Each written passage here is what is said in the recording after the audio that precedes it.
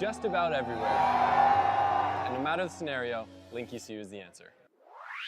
The flexibility Link gives me for drifting,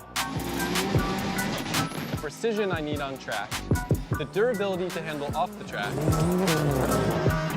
and the reliability you want in a daily driver. Even when pushing an entire motorsport to a bigger level, Link ECU has been with me every step of the way.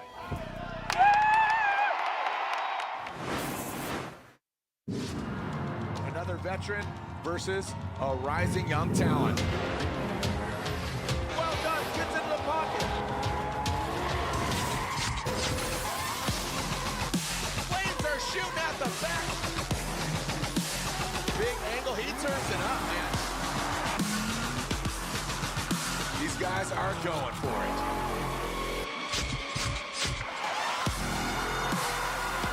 That final inside clip. Lurking in the smoke, well done. Round of applause.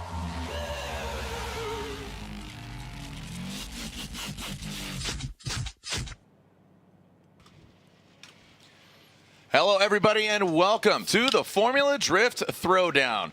As my co-host Jacob cracks a little sugar-free rock star there, we are about to crack open a darn good time. Round 6 of 8 of the Formula Drift Pro Championship. We are back at Evergreen Speedway. Love this track, love the fans. You got to bring all of it. This isn't a gunfight, this is a knife fight. You got to bring all the weaponry to the battle in Seattle, or just north for the sake of conversation. Here in Monroe, Washington, the State Fairgrounds, and last night we partied. Again, qualifying is back. So 2 non-consecutive runs. Brandon Sorensen, he had it for a little bit there, man. He was charging 80 plus. Where did he end up? He ended up 3rd in qualifying. Yeah, an amazing run. I mean, a lot of the drivers really stepped up their game. I mean, Connor O'Sullivan as well, laying down just solid run. It was a great night. It was a great night of qualifying. Drivers really coming into their own, and it's extended off into practice as well, which has looked fantastic. I mean, usually you can start to spot drivers that are going to do well, but everybody seems to be doing great. Well, everybody, and there could be only one, literally one, the number one, James the Machine Dean, 5-time and defending Formula Drift champion, comes out on top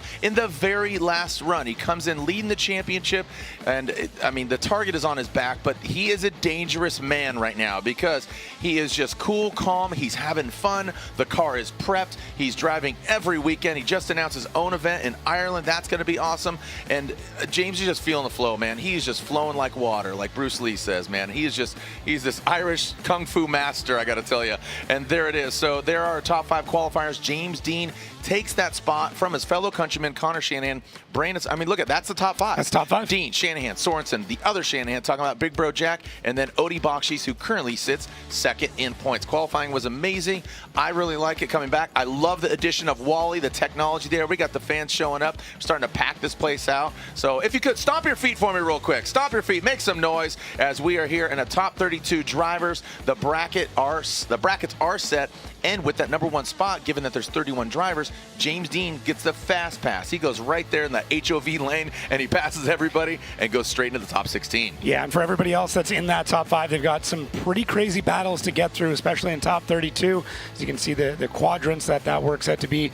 And, yeah, it's going to be a wild top 32. I'm pumped. Yeah, you know, thank you to Greg Bucell doing the grid walk, the pit walk, talking to some of the drivers. Rudy Hansen talking with Ryan Littoral. He's going against Matt Field. That's going to be definitely a barn burner. But this season has been one heck of a season. It kicked off in Long Beach. Connor Shanahan got the win. Vaughn Gittin Jr., who played spoiler. Don't know if we're going to see him in Vegas or at LB2 and Shoreline Showdown. But Odie Bakshi's, James Dean, I hate to say it, Indy, round 5. New venue for us and a new experience, never been seen before. We canceled an event. So let's take a look back at the streets of Long Beach, the unforgiving walls. But again, it's a great way to start the season in Long Beach. Yeah, Long Beach is incredible. It really highlights the drivers that are the most prepped, most ready to go at the beginning of the season, and that was Connor Shanahan, who came out absolutely swinging, looked good all the way through every single step, and then moved us on to the red dirt and the red skies of Road Atlanta. Love Road Atlanta. That is the birthplace 23 years ago, 2004, and that gentleman, Vaughn Gittin Jr., was there. Quite a different car, quite a different setting, but the iconic track, and it was 2 RTR Mustangs in the finals, but the captain, the boss man, Vaughn Gittin Jr. gets the win in the iconic Road Atlanta. Then we go to the very wet. It dried out. It was just an awesome event. Orlando, it's raw. It's a raw track, raw emotions, and we saw Odie Bakshi's come out on top. Yeah, him and James Dean going head-to-head in a phenomenal battle is, yeah, there it is. I mean, he's taken second right now in the season, and it's going to be a tough run to take down James Dean, but if anybody can do it, it's going to be Odie Bakshi's. Connecticut, Stafford, Connecticut, a new venue, very similar to this layout here, and just a backdrop, a beautiful backdrop. The fans were fantastic. I got to tell you, that might be one of the top 3 Formula Drift events ever.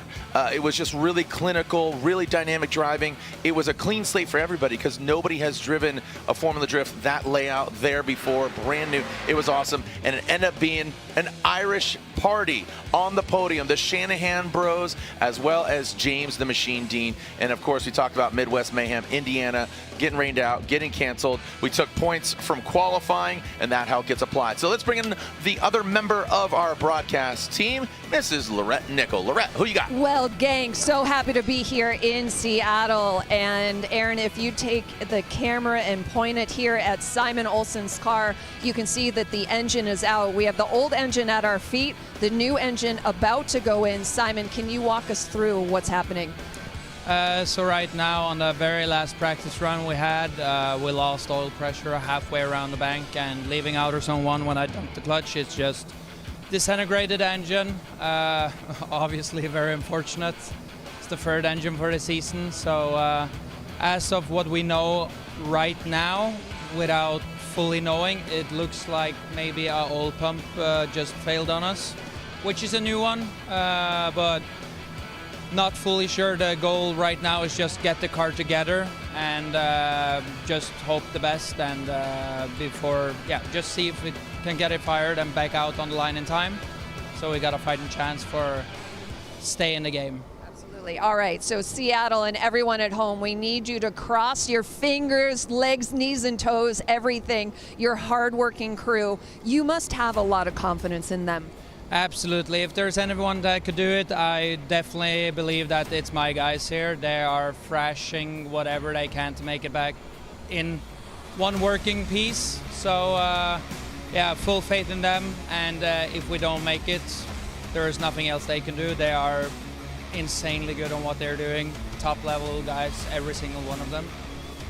Ooh, about to cry. It means a lot for the help that they do. It's incredible, but yeah, it's just shitty on luck on my end, and doesn't look like we can catch a break this season. Listen, if today is going to be the day that you catch a break, I feel like it's going to happen for you. If you were to assess where the team is time-wise, are they where they need to be, or are they a little bit behind time? No, I will actually say they're in time, but engine is out, it's ready to go in, but there's still a lot of work. Like every connector needs to be puzzled together, lines, water, oil. I'm sure the engine is all fully dressed with oil, but there's still a lot to it. So as I said, if they can't get it in time, there is no chance that they are doing everything right. So I got full faith in them, but we'll just have to see at this point. Yeah. Fingers, knees, eyes, all of the dots, everything crossed. Guys, let's send those good vibes down to Simon Olsen and his team, and we sure hope to see you on track going against Ryan Turk. Simon, thanks. Thank you, Lorette, and yes, good luck to you, Simon. I know he's, we miss him in Indiana, but obviously didn't need to be out there given the conditions. But so I'm glad to see he's better. He was unhealthy. Let's take a look at the track map. The red zones, that's important. Those are decel areas where you're going to have a natural transition, slow down. But qualifying is yesterday. Wally, it's only used as an aid. It is not part of the scenario. So again, the judges are back in action. They dictate driver A, driver B, or one more time, and Wally is used as an aid. Let's walk us through here our race data labs, and again, Wally. Yeah, this gives you kind of a bit of a preview, a digital preview taken from True Drift, which is from the data that is collected at these events and put into a form that you can download and battle against. So 2 minutes after they finish. 2 minutes, that is the time between a run and the time that it gets uploaded onto True Drift servers. So you can check that out. But that is that first outside zone. It is massive. There's a decel just after you exit that zone. They moved up a little bit closer. You want to float that car up to zone 2, transition, then decel before you go into outside zone 3. Nice and smooth through there. Now you're going to start to drive that car in towards zone 4. Which is on the inside. You actually want to be way further. Yeah, that was way out. Whoever's driving that one, get a couple of notes. You missed that one. And then that pushes you out towards zone 5 to wrap things up. So 5 zones, couple of big decels, couple of big transitions. This is it's a tough track. Fluidity, stay on the throttle. We want to see, again, that rate to angle. Don't lead the other driver out to no man's land. I'll tell you, obviously going from outside zone 1 to 2, we see them kind of coast out to the middle portion of the track. And just to our right, on the left side of that Evergreen Speedway box, there are 3 judges. Our judges are Reese Marin, Brian Egger, and Vernon Zvanveld. Robin Ishida, the 4th judge, is here in the building, just aiding in conversation, communication, and again, utilizing the Wally technology as exclusively an aid. Will the Thrill there. Shout out to Michael, again, part of the Race Data Labs. He's not here with us, but again, Chris Ewell back there. Trademark Coffee. Dude, did you have a Trademark Coffee? Dude, I've had one every day. Dude, Trademark Fantastic. Coffee. Shout out to them, a local coffee spot here, but created by the Ewells. Here, open the door, baby. Throw you the keys. Yeah, keys to success, smooth speed adjustments coming off the bank. They want it nice and fluid. As I said, that fluidity in the power alley and time the transitions properly. Just it can be an incredibly smooth track if you hit all the markers. If you miss one, though, you're fighting for your life. I love it. Thank you. Such great insight here from Jacob. Obviously, thank you so much, Mr. Jacob Gettins, host of the Outer Zone podcast. I'm Jared Deanna, Lorette Nickel down on the ground. And when we come back, our first battle here in Top 32, Round 6 of the Formula Drift Pro Championship.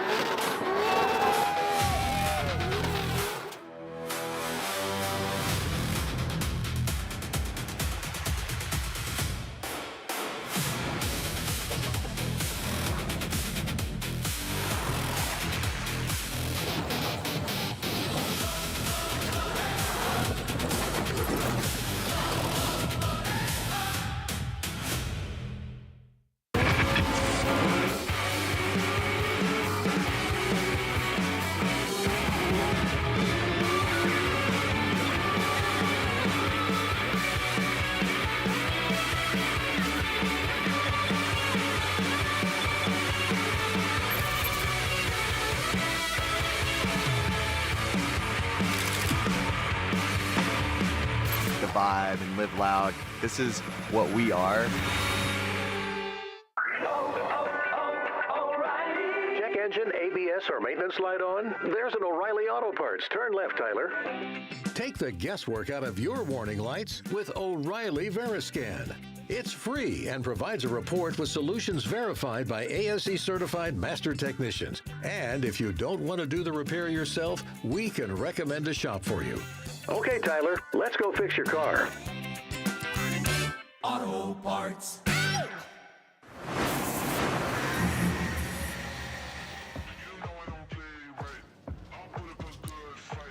Welcome back here to Evergreen Speedway, the beautiful backdrop. I love this. Cloud cover is definitely welcomed. It was about 80 plus yesterday, 82 degrees. Hot for this area, and just gets a little humid given the vegetation. And again, love this track. We're just north of Seattle. People always ask which one. Atlanta, obviously that's knee-jerk reaction. Second one here, I'd say Connecticut. Really love that. And obviously if Indiana was dry, I would have loved it. Again, it's like the drivers. They're all my kids, right? So I love them all, and that's my personal opinion. Next bet. Here are the event winners, the probabilities, the odds. Again, if you are a betting man or gal, go ahead and go to Next Bets and place your bets. Place your bets. Some interesting ones in there. I always look at these and go like, how's this all laid out? How's that justified? Yeah, I get it to some regard, but like, listen, if you're a drifting historian, there's a few in there that you could look back on. But See, as we get Matt Field, Ryan Littrell up to the line, this is one of those exciting battles. I'm really looking forward to it as the current reigning champ of the event, Matt Field, taking out that lead against a very stylish Ryan Littrell. Yeah, and Matt, when he is on, he is absolutely. And this, and in the grid walk, if you didn't see it, Greg Bussell was up to Ryan Littrell, and they have some history, you know, working with Choreo Works and stuff like that. And he's like, oh man, this. And Ryan said it. There's going to be some action. There's going to be some hitting going on. So I am anticipating a very aggressive WWF match. Sunday, Saturday. Here we go. Send it. Here we go. And that is Matt Field out front in that Borla Performance Heat Wave Corvette, strong, high and tight like a fastball pitch. As Ryan Littrell dropping down a little bit there. He has good proximity, but needs to slide that thing back in that pocket. Look at Matt Field going in through the power alley, outside zone 3, dialing in. Ryan Littrell not part of the equation. He is, again, close. Just you can see him dropping back there on the transition, unfortunately, in that RB-powered NRG S chassis. Look at that. See Ryan just slingshot out there behind Matt. Let's take a look at it. Yeah, amazing way to get things kicked off for top 32. Matt Field's on a phenomenal line up top. And look at how well Ryan Littrell is mimicking the angle. Maybe not all the way on his door, but does a great job of kind of shadowing what's going on with Matt Field. A good transition here. Littrell gets caught just a bit on the inside. Matt Field doing a great job. And it's going to be this transition here where you can tell Littrell is trying to time it out.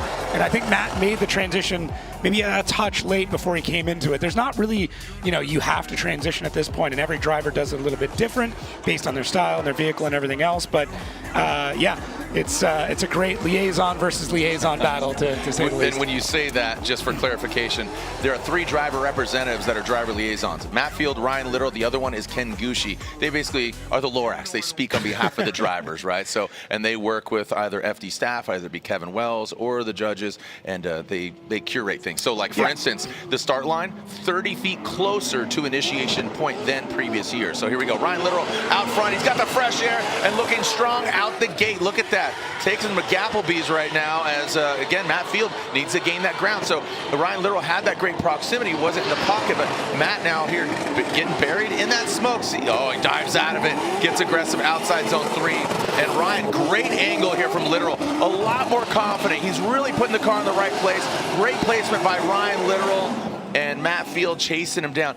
I felt a little, correct me if I'm wrong, okay. Felt like when Matt was leading, Ryan passed him. It was almost like, come on, man, let's go. Yeah. Maybe that was the case. Maybe Ryan, with that RB, it seemed like he, like you said, he gapped him there. Yeah, it might be the case. There is a slight waiver there from Ryan Littrell, but once he gets that car back up on the wall, he's doing a good job, and you can see Matt now slowly bringing it in. So Matt, to me, has got a bit better of a line in the chase, but I think Littrell kind of mimicked a bit better. He followed exactly what Matt was doing. As we come through here, you can see just how close Matt Field is. He is hunting. He really wants to push for these low-end cars, low-end power cars where you've got the big V8s. They can really grunt, they can shoot.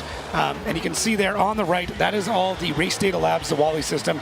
That's not for the judges, just to give you an idea of the data that is brought up. And it also shows you kind of how close this battle really is. Yeah, so you can see, obviously, Matt, and this is showing the lead run. So Matt Field, Ryan Littrell, it's showing the lead run, how they're filling the zones, average degree of angle, and mimic percentage and proximity. So obviously how close they are, and then mimicking that angle. This is some great information. Again, that is an aid for the judges. That does not dictate the outcome of the run, but it gives you an idea of where the car is at, the degree of angle, mimicking, all that. It's just such great information. It's such a compliment to, again, the spirit of drifting. Obviously, it still defects back to our 3 judges. Talking about Vernon, there's Matt's wife and his crew looking on.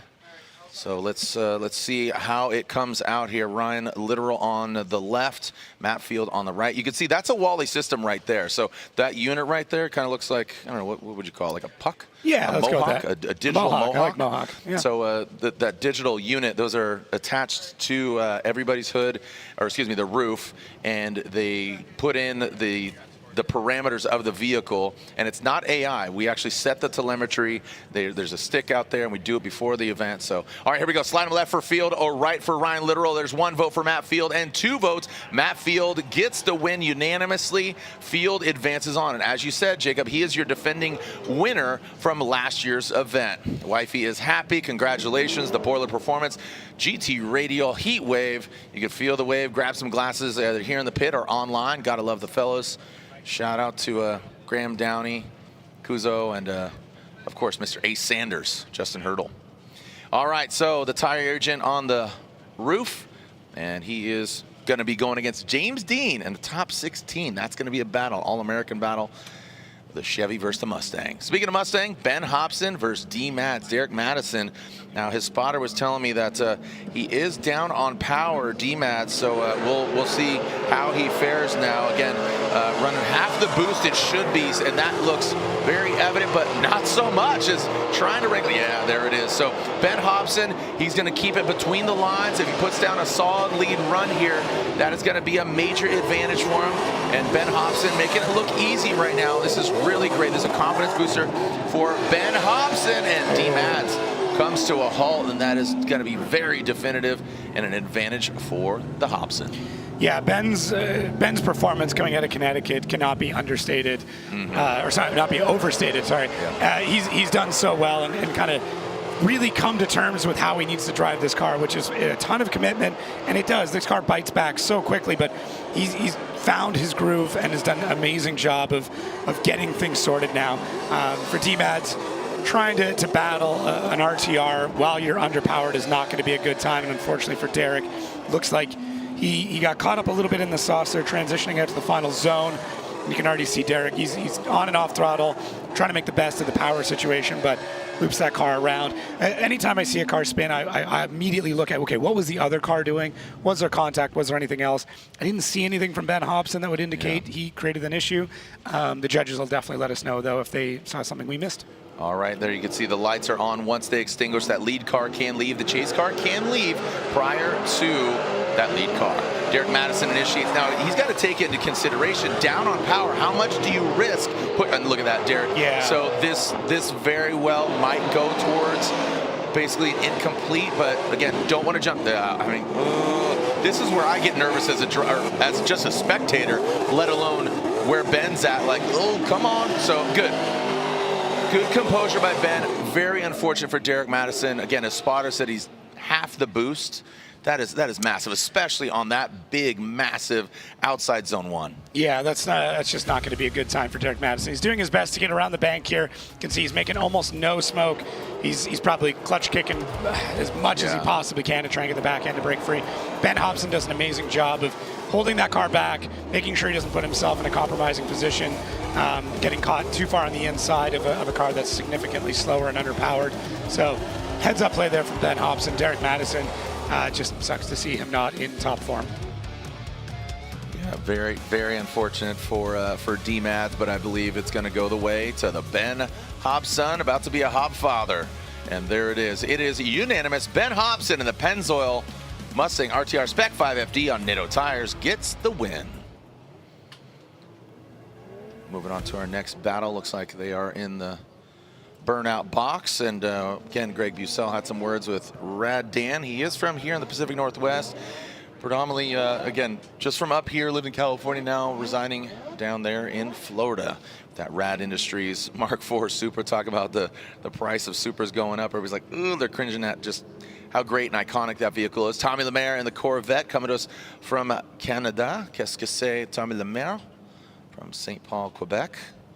And I know he suffered some injuries, but looks like he's back. Are you not entertained? Make some noise. You're there on the big screen. Fix your hair, oh boy. That's you. That is you. Tommy Lemaire, ready to lead as Rad Dan. Late initiation, but I want to see where Tommy initiated as well. But again, not jumping to conclusions.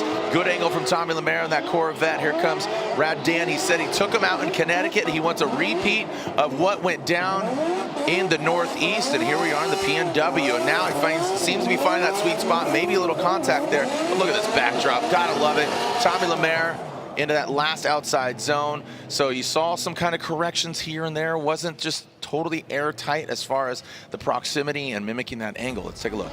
Yeah, Tommy had a bit of an awkward initiation, but it does, I don't know if that throws Rad Dan off or he's just a little bit late to the party, but once he does get the car lit off, you can see he's really trying to find the perfect spot to be next to that Corvette of Tommy Lemaire. But Tommy not super smooth through there, so I think Dan gets thrown off a little bit by that. The drivers really wanting it to be known that if something happens in the lead, there's got to be a bit of forgiveness for the chase driver. If the lead driver is doing an amazing job, it's a solid lead line, you know, the chase driver can definitely get up there. But if the lead driver's doing some wonky stuff, making big corrections, chase driver's just naturally going to back out of it. You kind of have to. Yeah, what are you going to do? Yeah, I mean, and then also you sacrifice your vehicle, your line, the potential outcome if somebody's just a little sloppy up front.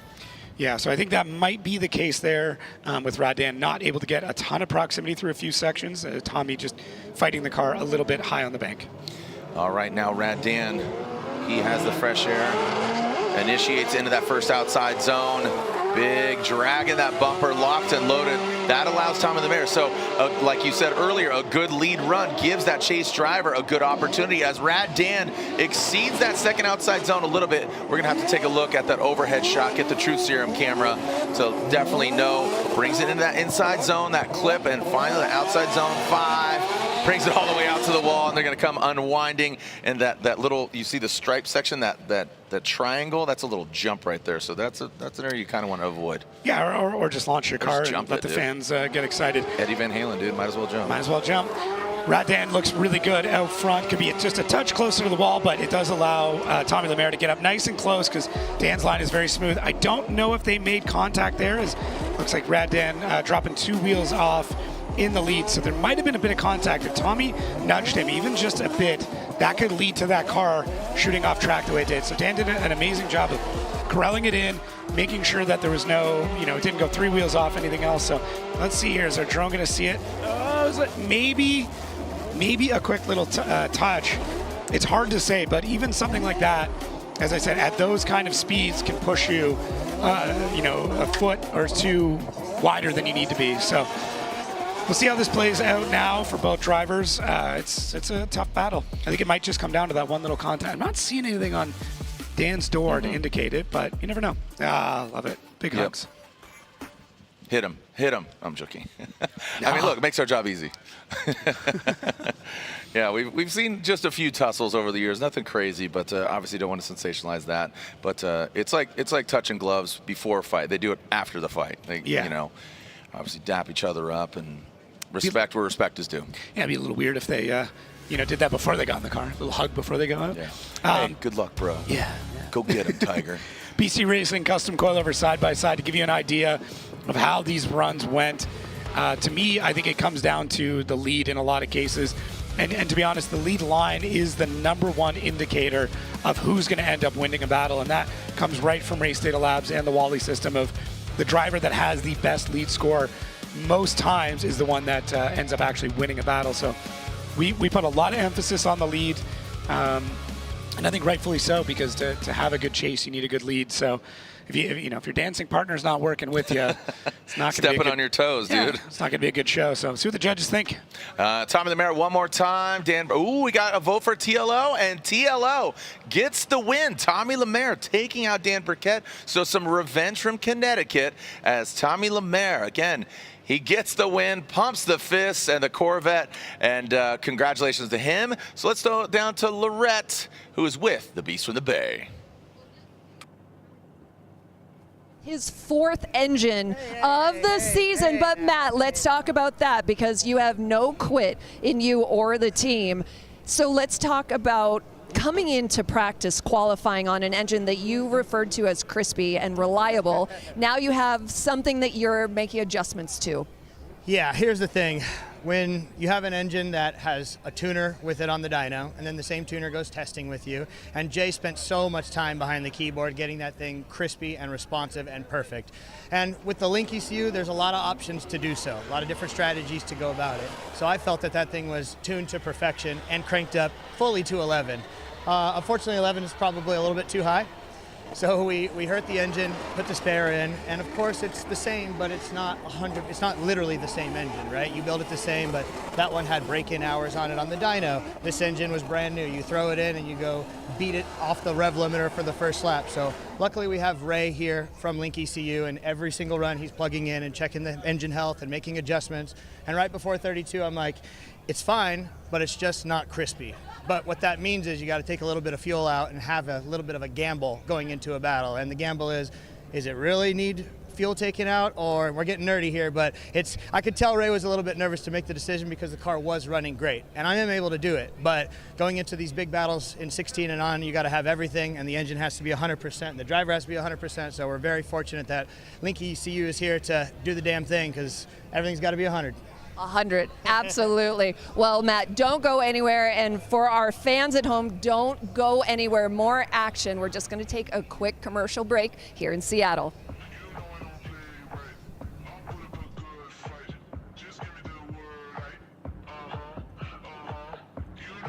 Tough, dirty hands aren't always washed at the shop or in the garage. Fast Orange heavy-duty foaming cleans the toughest dirt and grime. It's perfect for any sink, even the one in your kitchen or bathroom. Fast Orange heavy-duty foaming hand cleaner with enhanced cleaning power and a citrus scent.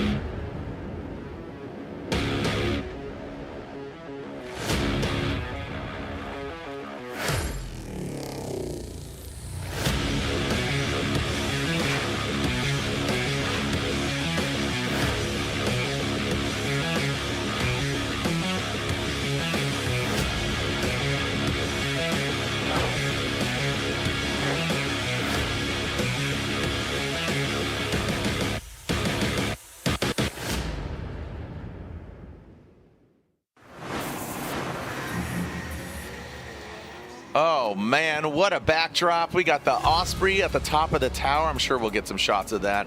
Shout out to our very talented drone pilots, Aaron, Jesse, and Justin Smash. So we got like kind of the more static one, then we got the more dynamic one. So Aaron Jesse is the more static, we call precision driving, precision piloting. Yeah, precision flying. Precision I like flying. it. So Aaron, Jesse, and then that of Justin Smash. Two very talented drone pilots getting great perspective there. Make some noise. Are you not entertained? Come on now, that's you. We're live around the world, around the globe. My man Mark Marquez, Mr. Trademark himself. It's Trademark Garage. Oh, gotcha. Yeah, so okay. He's I was like, the dude, he's Trademark, he's a ratty That's supreme. amazing. I know. Yeah. Well, his name's Mark, so it's Yeah, like a play I on gotcha. words. Yeah. Car guy, shoe guy is great too. Speaking of great guys, these two gentlemen right here, Nathaniel Chen, aka Nate Chen, Chen out of Chen. He's going to have to really apply the pressure. Big Jack Shanahan. Love this guy, that Pulsar Turbo. Say, ooh, but he got a little eager beaver there. Slow your roll, Jack. We saw him on the box. We saw him get the victory. He's very talented. Love his driving style. Nate has just, like, I doted on him yesterday, but it bears repeating. His maturity. He's always been a very stoic, mature young man. When he came in and Nathaniel Chen racing and just all this, and I think he learned a lot going to Drift Appalachia, learning a lot, learning on the mountain, doing fun events. I think he's really just elevated as a driver. So now he's got to chase down Jack the Ripper. Yeah, I mean, there's blood in the water, and he is going to strike. So I'll tell you what, Jack is one to watch here this weekend. He's on a tear again, getting on the box in Connecticut. Here goes Jack Shanahan, Pulsar Turbo Systems, BMW, good, locked and loaded on the bank. Nate Chen mimicking back there a few car lengths. You can see him take some angle out of it to gain that proximity, come into that power alley. Look at Jack, super settle, grabs the wheel, flicks it in. Nate Chen gets a little lost in the smoke, but Jack, boom, right there, filling all that yellow rectangle on the ground that's inside zone 4, and then rounding it out. I mean, textbook. That was really, you talked about the Shanahan bros. Obviously, by by family, but 2 different driving styles as well. But Jack put it down. Yeah, Jack absolutely threw it down. You got to remember, too, he is dealing with a bunch of ligament damage in his right leg right now. His right ankle pretty locked up, and he's adapting the best he can. He's been, moving around on crutches all weekend. Nate Chen getting a little bit too aggressive through zone 2.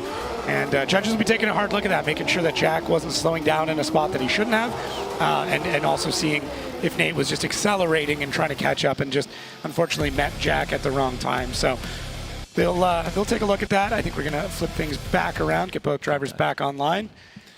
Yeah, and, I believe there might have been contact. We are taking a look at reviewing here. Yeah, so if there is contact without an incomplete, we do give them the option to take a free 5-minute. That would not go against their 5-minute timeout, but I don't think either driver is opting for that decision right now. Normally they would flag down Sopa, who is our start line marshal and pro spec announcer, but I don't believe that's the case right now. They're both going to go for it. Yeah, let's go, baby. 2 gladiators entering the Coliseum once again. Nate Chen out front, Jack Shanahan chasing him down.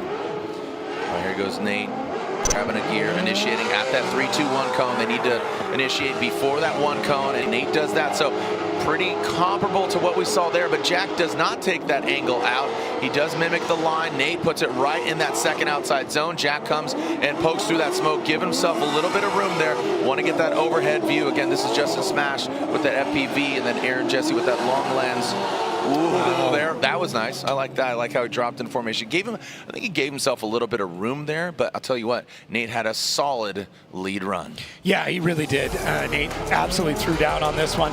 Once he gets that car up on the bank, now you can see Jack starting to hunt him down, slowly reeling him in and reducing that gap, but Nate looks fantastic through that first outside zone. Jack did a good job of mirroring through 2. Nate's on a great line through there. As you can see, those line scores coming up on that display. So the line scores that you're seeing there from the Wally system, that is on their leads. And then what comes below that, that is their average angle from that lead. And then below that section is their mimic and their proximity. So as we look through this is a very tight battle between two great drivers.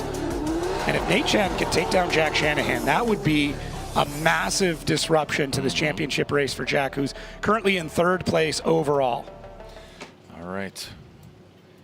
Waiting for the outcome here. Is it Nate Chen there on the left, the 86, and the BMW on the right of Jack Shanahan, the Ripper. And like you said, this disrupts things quite a bit. Yeah, I think we're going to be chatting with the judges on this one. If Nate Chen gets the victory here, you can see Jack there on the right-hand side. And let's take a look. Are these the results? There they are. Jack Shanahan, Nate Chen. It looks like Jack Shanahan gets 1 vote. Jack Shanahan gets 2 votes, and it's unanimous. Jack Shanahan gets the victory. So let's bring in Reese Marin, speaking on behalf of the 3 judges. Unanimous there for Jack. How you doing, Reese? I'm doing good. Yeah. Me and the judges were just talking here. We just want to say that Chen had an amazing lead run. It was amazing. But when we were looking in the chase, Jack was doing everything that he needed to do. We could pay attention here. Jack in the lead, doing a really good job. You can see a little bit of wavering from Chen. Chen, you can see he's doing a really great job in the lead. Can't really take anything away from that. But then as we come off the bank, you're going to see Jack committing here. Chen goes a little bit forward, doesn't really allow the transition. You can see a little bit of rubbing going on there. Jack stays committed on throttle, goes through, goes into the inner clip. Again, we look on the other side. Chen doing a really amazing job. I think this would have been a really close battle if Chen would have done a little bit better in the chase, because that lead was something to talk about for sure. But in this case, Chen got them. Yeah, good explanation. Appreciate that. It's amazing how one little mistake on an otherwise incredible run from Nate Chen, it just shows how far Nate Chen has come in his driving career. Thanks for the beef jerky, by the way. No worries. Jeff Jones, RCP, JJ, and RCP. Those are the initials. And here is the battle. Jeff Jones, Big Drift Energy, that Nissan 370Z.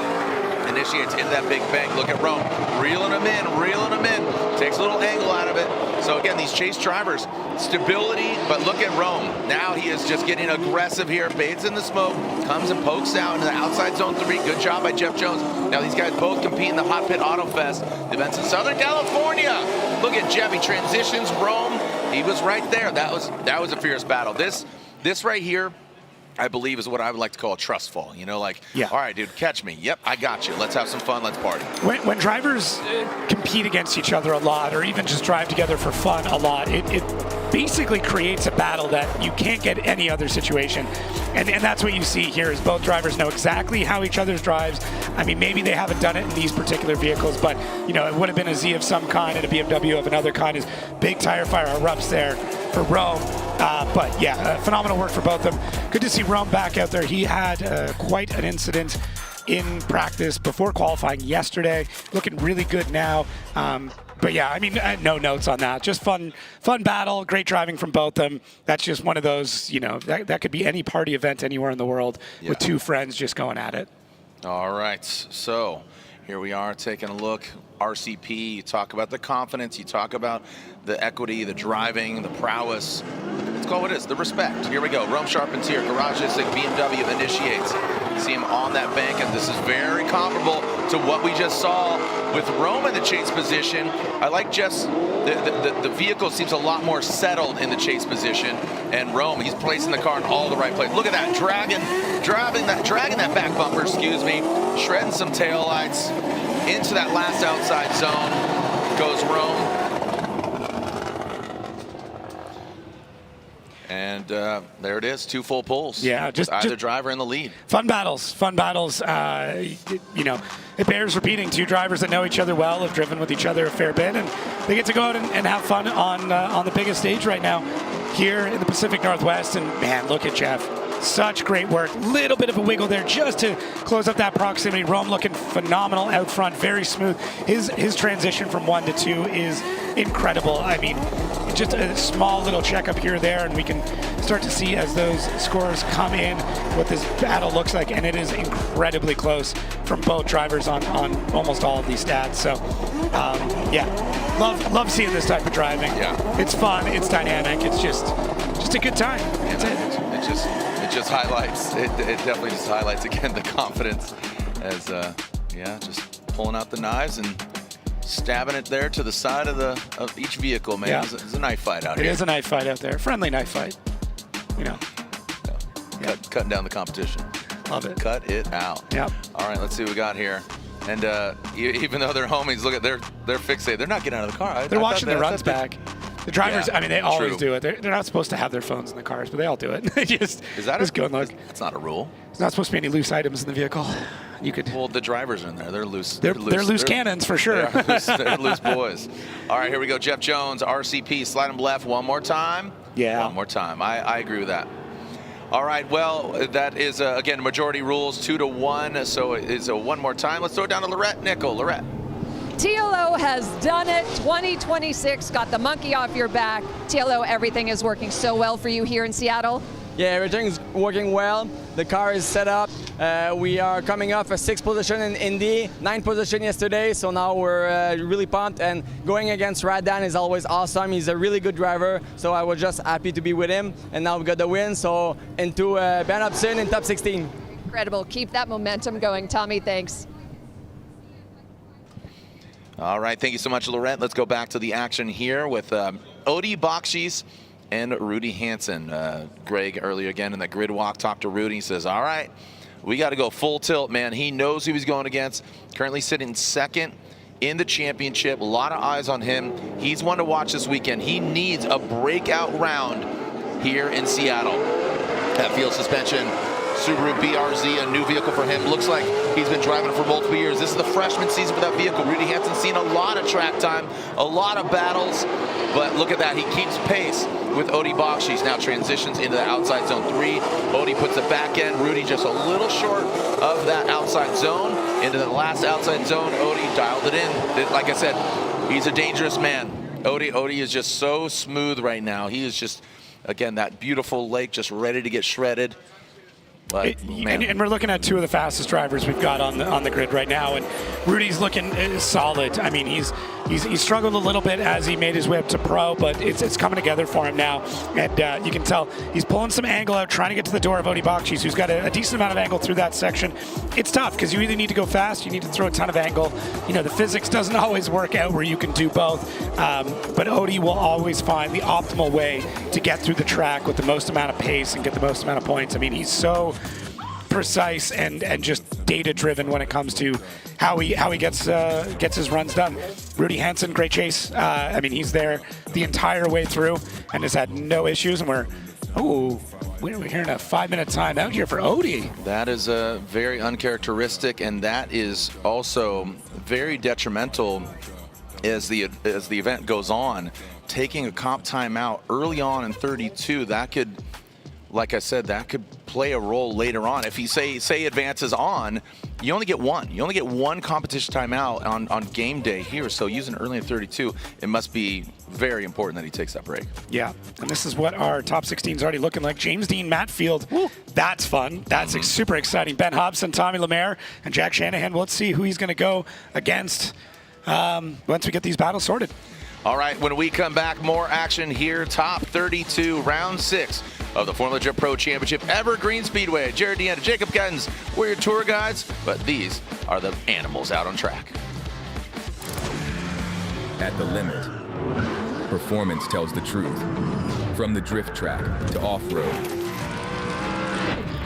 to the open road, Kenda engineers its tires where failure is not an option.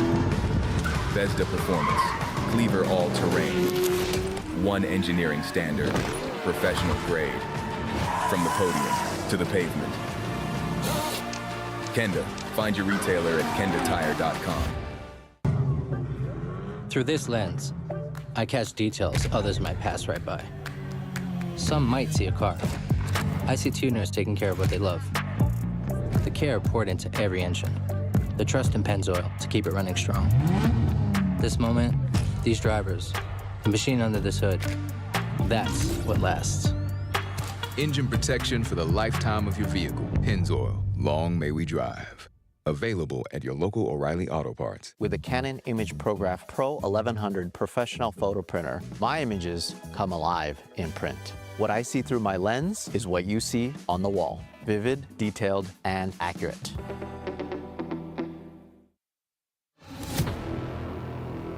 Something has awakened. The horsepower and torque you always knew was there.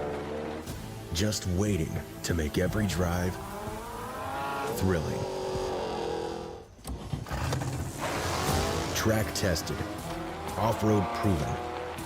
Performance for everything you drive. Drive better with K&N. BC Forged Wheels, custom built per order, offering extensive design, finish, and machining options. Strength, style, and precision come standard. Track proven, street ready. BC Forged, proud sponsor of Formula Drift 2026. All right, well, we are back, and Odi's vehicle is back in the pit. We don't know exactly what's going on. It could be devastating. Hopefully, it's just something minute, but Lorette, you're down there. I don't even know if you want to talk to Odi, but what's going on? Well, I'm listening to Odi talk to his team, and what I heard, he is saying that the car was breaking up really bad. No hands have been on the car yet. It looks like the ECU is being ready to plug into the car. Team's talking about what they need to do. Odi does seem really calm. Looks like he's assessing everything. The 5-minute clock is in the hands of Trey Taylor, our FD official. Kevin Wells is down here, and it looks like we're about ready to go. Let me see if Odi will talk to me, and as soon as I grab Odi's attention, I will let you know what he says. Yeah, this is dire here, Lorette. I mean, Yep. With him calling a comp timeout in 32 this early, it must be really devastating. I mean, there's murmurs of maybe popping the motor. I mean, that would be devastating. Yeah, I mean, he's sitting second in points, and I just, you know, we just talked about it. He needs a breakout round. He needs James Dean to make a mistake. Yeah. Because here he is already in the top 16. He leads the pack. And Odie is just that driver that we know has the talent. Just gets these bad breaks sometimes, and they are hoping that there isn't a window. Yeah, so if you know what I mean. Freddie's got the laptop open. They're going to be checking the logs right now to understand what's going on. Odie's saying that it's breaking up. You hope it's just something small, like something to do with the spark plugs. I mean, nobody's got their hands on that part as of yet. I did see them what looked like checking the connectors to the spark plugs to make sure that they're all intact.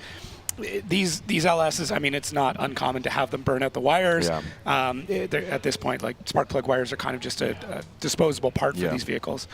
So well, we'll again, so systematically here, 5-minute timeout or competition timeout, you get one and done. So again, 5 minutes to fix the vehicle. The car's going to be rip roaring, ready to go after that 5-minute clock expires.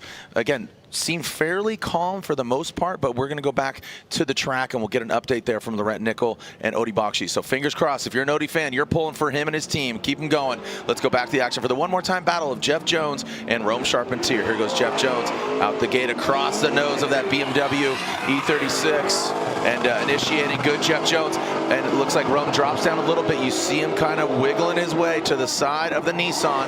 And here comes Jeff, locked and loaded. Look at that. I mean, minimal corrections from those front wheels of Jeff as Rome dives in. Look, maybe a little rubbing. But again, that's what these guys are used to doing. Oh, there, look at that little hip check. Once, twice, 3 times, maybe. All right, I mean, shots fired, not just across the nose, but they were a mosh pit right there, dude. Yeah, I absolutely love a run like that as we get eyes back one more time. So you see there, Freddie from LZ's team, but was a member of Odie's team not that long ago. Checking in on things as we check back on in this battle. Look at Rome. He's trying to get Jeff to go faster. He had to check the car up. Was expecting Jeff maybe to have a bit more pace, and there is first contact coming out of the bank from 1 to 2. There is our second swing, third swing.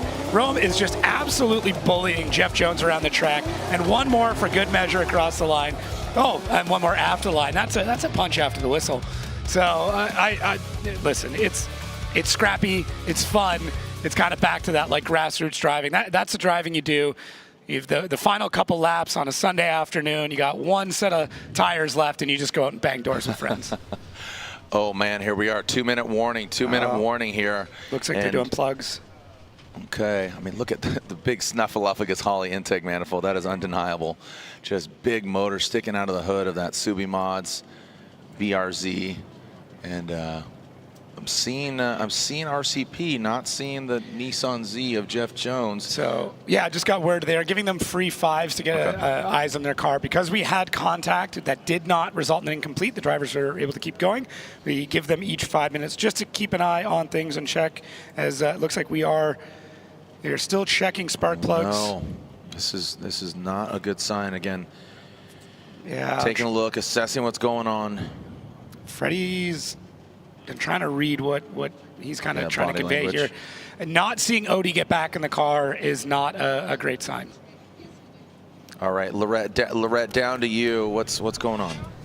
Well, Jared, the clock is running. We're less than a minute. You can see that it's starting to amp up around here. The computer has just been disconnected from the car. Odie's getting in. What I'm hearing is that a cylinder wasn't working correctly. We have 39 seconds. Odie in the car. We are moving around to make sure that we're right out of the way. The car is trying to fire up. Odie trying to fire that up right now. It started it up. Come on, Odie. Oh, that sounds like a tractor. It just shut it down. Oh, no. It sounds like a tractor. 19 seconds. The steering wheel is out. Odie is getting out. Absolutely gutted for Odie Bakshi and his team. Second in points, getting knocked down 32. This has a ripple effect for the championship. And Lorette, I know these are hard interviews to do, but you got to do them, man. The hard questions need to be asked, and you could just see the emotion there from Odie Bakshi. He is out and unable to run, so that will mean that, again, Rudy Hansen will get handed the victory when we come back. Man, what a bummer.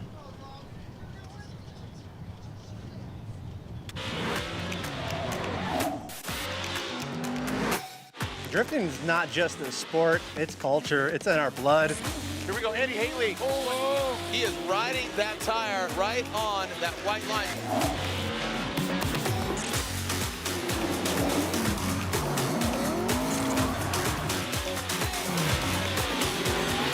Tires are what we live and breathe in Formula D.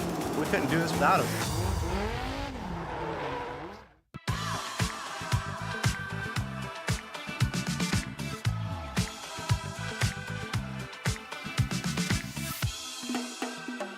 Yamava Resort and Casino at San Manuel is giving away a Maserati Thursdays in October. Play all month long for a chance to take home an elegant and powerful Italian sports car. Details at Yamava.com. Must be 21 to enter. Please gamble responsibly. Yamava Resort and Casino at San Manuel. You in? There's a place no map will show you. A secret spot. A high-performance hideout for cars that crave chaos. New brakes? Check. Roll cage? Check. A spoiler so big it doubles as a picnic table? Oh, you bet. Every apex we nailed, every second we shaved, it's all knowledge that goes right back into your ride. Look like fun? It is. You in? Adam LZ here to tell you that Motorsports has taken me just about everywhere. And no matter the scenario, Link ECU is the answer. The flexibility Link gives me for drifting, the precision I need on track, the durability to handle off the track, and the reliability you want in a daily driver. Even when pushing an entire motorsport to a bigger level, Link ECU has been with me every step of the way.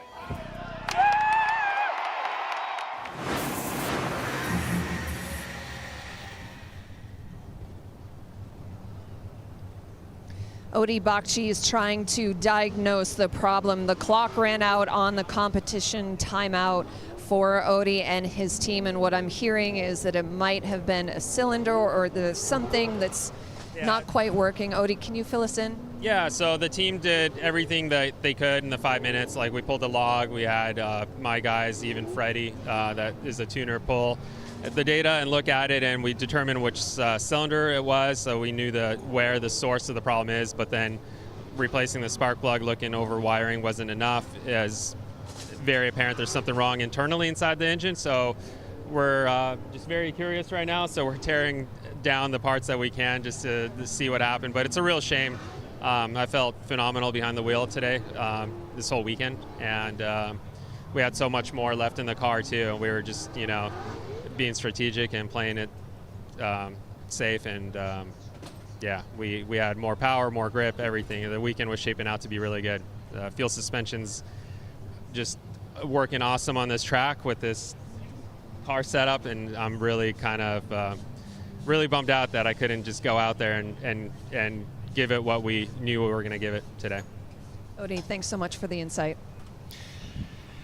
Yeah, I mean, you could tell he's got some reservation there. He's a lot of emotions, and you just beat yourself up over that. So Rudy Hansen gets handed the victory after, obviously, Rudy's a very capable driver. Like you said, two of the fastest vehicles out there on track.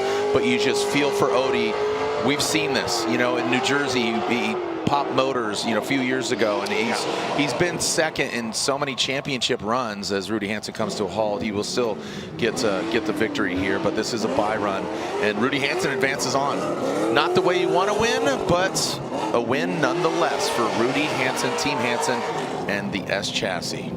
Yeah, absolutely devastating for Odi Bakshi, who was five times now. He's been within the championship race, within the top three, but has yet to stand on the top of that at the end of the season. And as you said, we've seen it happen before, unfortunately, with them with lost engines. But that team, if there's any team that's going to get that back together and come back an incredible force in Vegas, it's going to be them. Vegas, yeah, I've seen it in Vegas. So there we are. We're bouncing around, bebopping around. We talked about, again, so Jack Shanahan waiting to see who he's going against, either Jeff Jones or RCP. The one more time battle. Jeff Jones called the comp time out. So we will see the second half of the Jeff Jones and RCP battle. Jeff exited stage left. After that, we got an all-Toyota battle, Frederick Osbo and Kenshiro Gushi. That should be a good one. And then we have the whole other half of the top 32. So the plot thickens here. And as far as the championship goes, mathematically, that does not help Odi Bakshis. And for those that are just hardcore fans and doing the flip fantasy, vote for your favorite car. And everybody's liking James Dean's vehicle. The light at night, it looked tough, dude. It looks really hard with the green lights, and it fits just O'Reilly, the luck of the Irish, and again, just making it look good because he's your #1 qualifier. How we doing out there, kids? That guy's a good egg. It says it right on his shirt. Look at that guy right there. He's a good egg. He's a good egg. You ever heard of bad eggs? Nope. He's a good egg. Thanks for joining us out here. Different fans of different varieties. Seen some Ben Hobson shirts, some Radium shirts. Shout out to my boy JP, Radium. Doing some awesome things. See you in New Zealand, JP, wife. Might be going down there. Yeah. So, all right, let's see. Here's the second half of this battle. Rome Charpentier and Jeff Jones. RCP Jeff Jones, the second half of the One More Time battle. Are we going to have a victor here? I'm sure the judges will recount run one to get freshened up after all the drama unfolding, but RCP initiates high on the bank. Jeff giving himself some room, but now he finds a side of the BMW. Look at Jeff. He is really applying the pressure, trying to force an error on RCP. Look at that. Nice job. He backed off RCP. He's been doing that, dragging that bumper on that outside zone 3, the Garagistic BMW, putting a bow on it. And Jeff Jones looks like he almost checked up and went to the wall, got maybe a little bit nervous. So let's take a look at that there again. I'm sure they're going to look at both runs again. Just as a refresher. Yeah, judges definitely need a bit of time on this one. If you go back to only a few minutes ago, I mean, Rome all over Jeff Jones, and now Jeff tried to return that favor. It looked like a few spots where he got in real close as we immediately flip over to the BC Racing custom coilover side by side to give you an idea. But look at the proximity that Rome has got in the chase, and Jeff does start to match it a little bit later in that run, and Jeff's doing a great job. And yeah, it's just a fun battle between both of them, to be honest. I mean, I could sit here and pick apart small little mistakes here or there, but ultimately you got two very capable drivers who are doing great things, and it might just be that last little zone there with Jeff not able to time the transition perfectly. That could be the one little moment that separates the winner from the loser in this battle. What was your takeaway in the drivers' meeting? I'm getting some questions here regarding powering through the finish line. You know, because the zone has changed. We used to have it on the wall, but now it's before. We're letting them kind of unwind because it's yellow. It's not the white far one. It's right there. So unwind naturally. You know, you can drift across it, but just unwind after that, right? Is that what you kind of you're all right to unwind the car once you get through the last zone. All right. So RCP or Jeff Jones, it looks like Rome Charpentier gets the victory. So small little mistakes here and there, I think, equate to, unfortunately, the loss there for Jeff Jones. But again, love you, Jeff. Glad your finger's feeling better. And again, shout out to Rocky. Rocky, we love you. We miss you. That's their dog who he lived a million lives, man. So, yeah, so what a great battle there. RCP and Jeff Jones. There can be only one, and the one in particular, RCP. Here we are, Frederick Osbo and Ken Gushi. Frederick Osbo really trying to get back to that championship form. 3-time champion, drives the Rockstar Energy Drink Toyota GR Supra. Definitely a weapon. We call him the Norwegian Hammer because he brings the heat and he could definitely drive it on in. But he's going against Kenshiro Gushi, the OG, the original Gushi. And there's Frederick Osbo initiates. Gushi, where you at, bud? He is having some struggles right now. And again, we doted. Oh, Freddie, look at that, pulling that front right wheel up, popping a wheel, looking more freestyle moto than he is drift right now. And now comes into that inside zone. Gushi just puttering along the rest of the course. I'm sure he'll either call a comp timeout or he'll just call it. But unfortunately, Kenshiro Gushi, again, a day one competitor since 2004. Has some struggles. Yeah, it looks like he goes to initiate and then the car just doesn't light off, and Ken doesn't really try to get the car to drift again, which is concerning. You know, sometimes when that happens, a driver will still, even in the chase, even though they know they have been completed in that position, will still go out and try and throw down a lap, figure out what's going on with the car, shake it down. So Ken just barely getting around the rest of the track while Frederick Osbo throws down an absolute heater there in the lead. I mean, picking up a wheel, it's not often they set the car up that way. And maybe this is a bit of a change for Osbo, who's had a season, I mean, one of the worst seasons he's had in a very long time. I think we're getting word now that Ken Gucci is calling it. Yeah, wow. this is what I was going to say. I think. And this is you've said this before. It's that point in the season. You know, the vehicles are tired. They're going through, and this isn't even a comp timeout. Kenshiro Gucci is just calling it, saying, "I am unable to run." The all Toyota battle is over as quickly as it began between Osbo and Gucci. So very unfortunate for Gucci. You gotta feel for him. But we just saw this. Like again, Odi Bakshi's going through.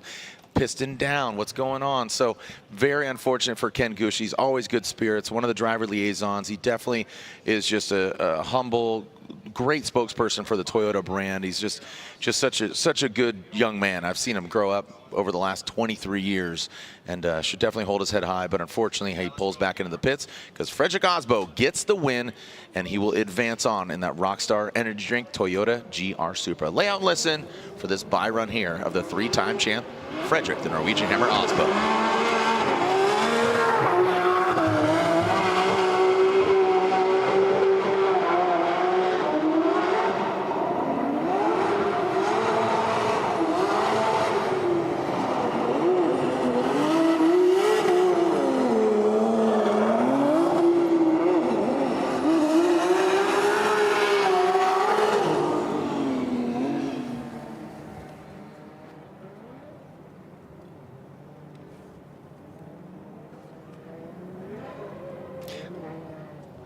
Left side is done there in our top 32. These are 8 of the drivers in the 16. James Dean versus Matt Field, Ben Hobson versus TLO, Jack the Ripper Shanahan versus RCP, and Rudy Hansen versus the Norwegian Hammer Frederick Osbo.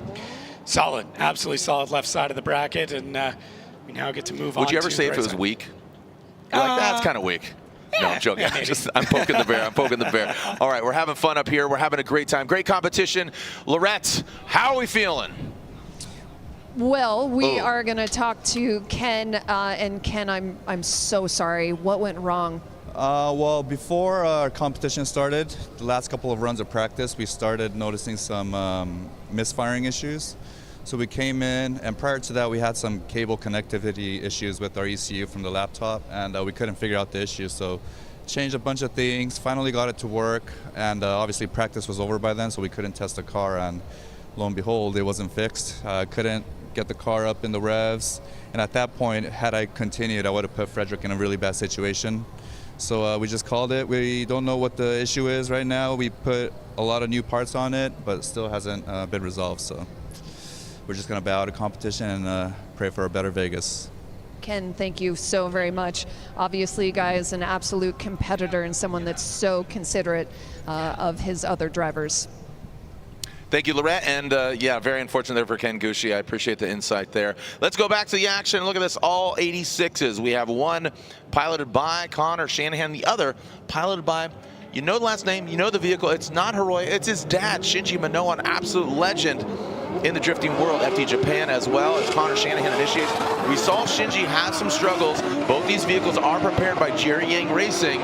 We know what they're capable of, but Shinji, you can see him down on the bank, isn't used to driving banks, so this is definitely foreign to him. But Connor, very poised. Again, at one point he did have that #1 spot. He qualified second, and he put that down right 2 vehicles before James Dean, and right now he's showing you why he's there. Yeah, solid lead run.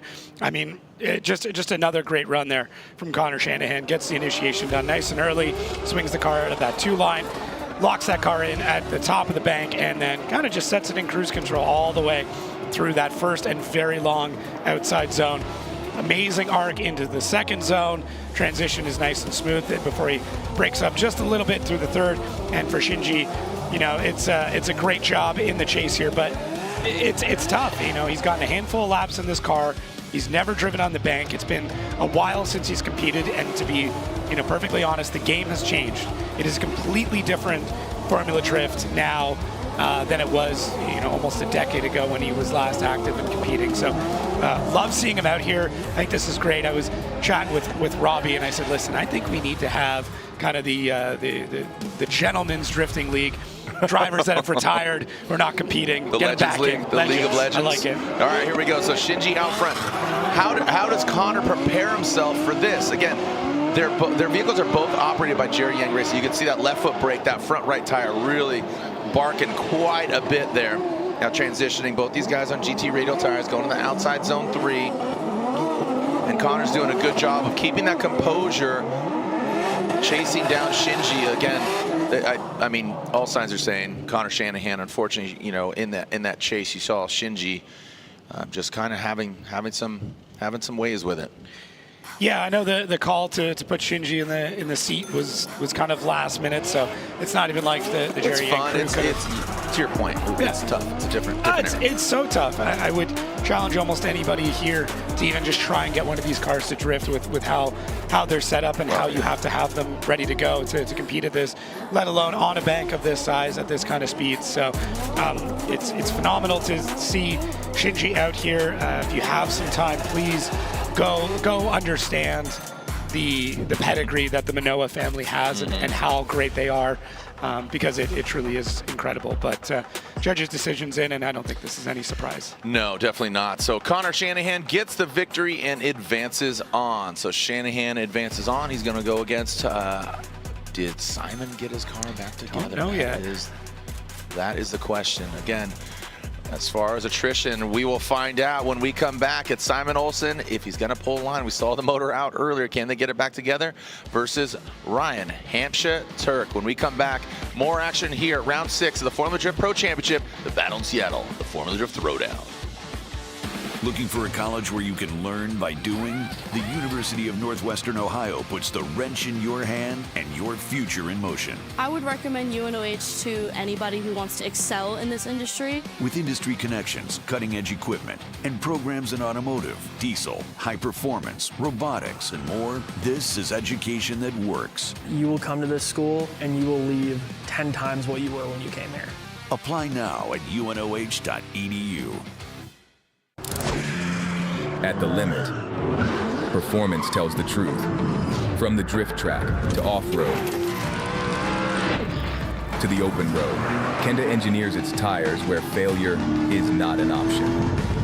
Vesda Performance, Cleaver All-Terrain, one engineering standard, professional grade. From the podium to the pavement. Kenda, find your retailer at kendatire.com.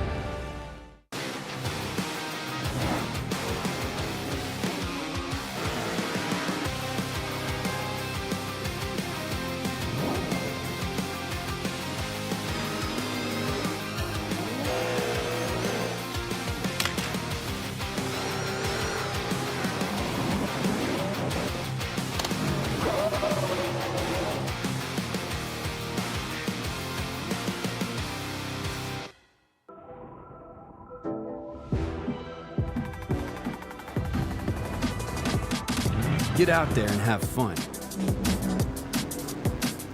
Because you've got Meguiar's. And we've got your back. From wash, to paint care, to maintenance and more, Meguiar's has your hybrid ceramic solution for every adventure. Meguiar's, reflect your passion.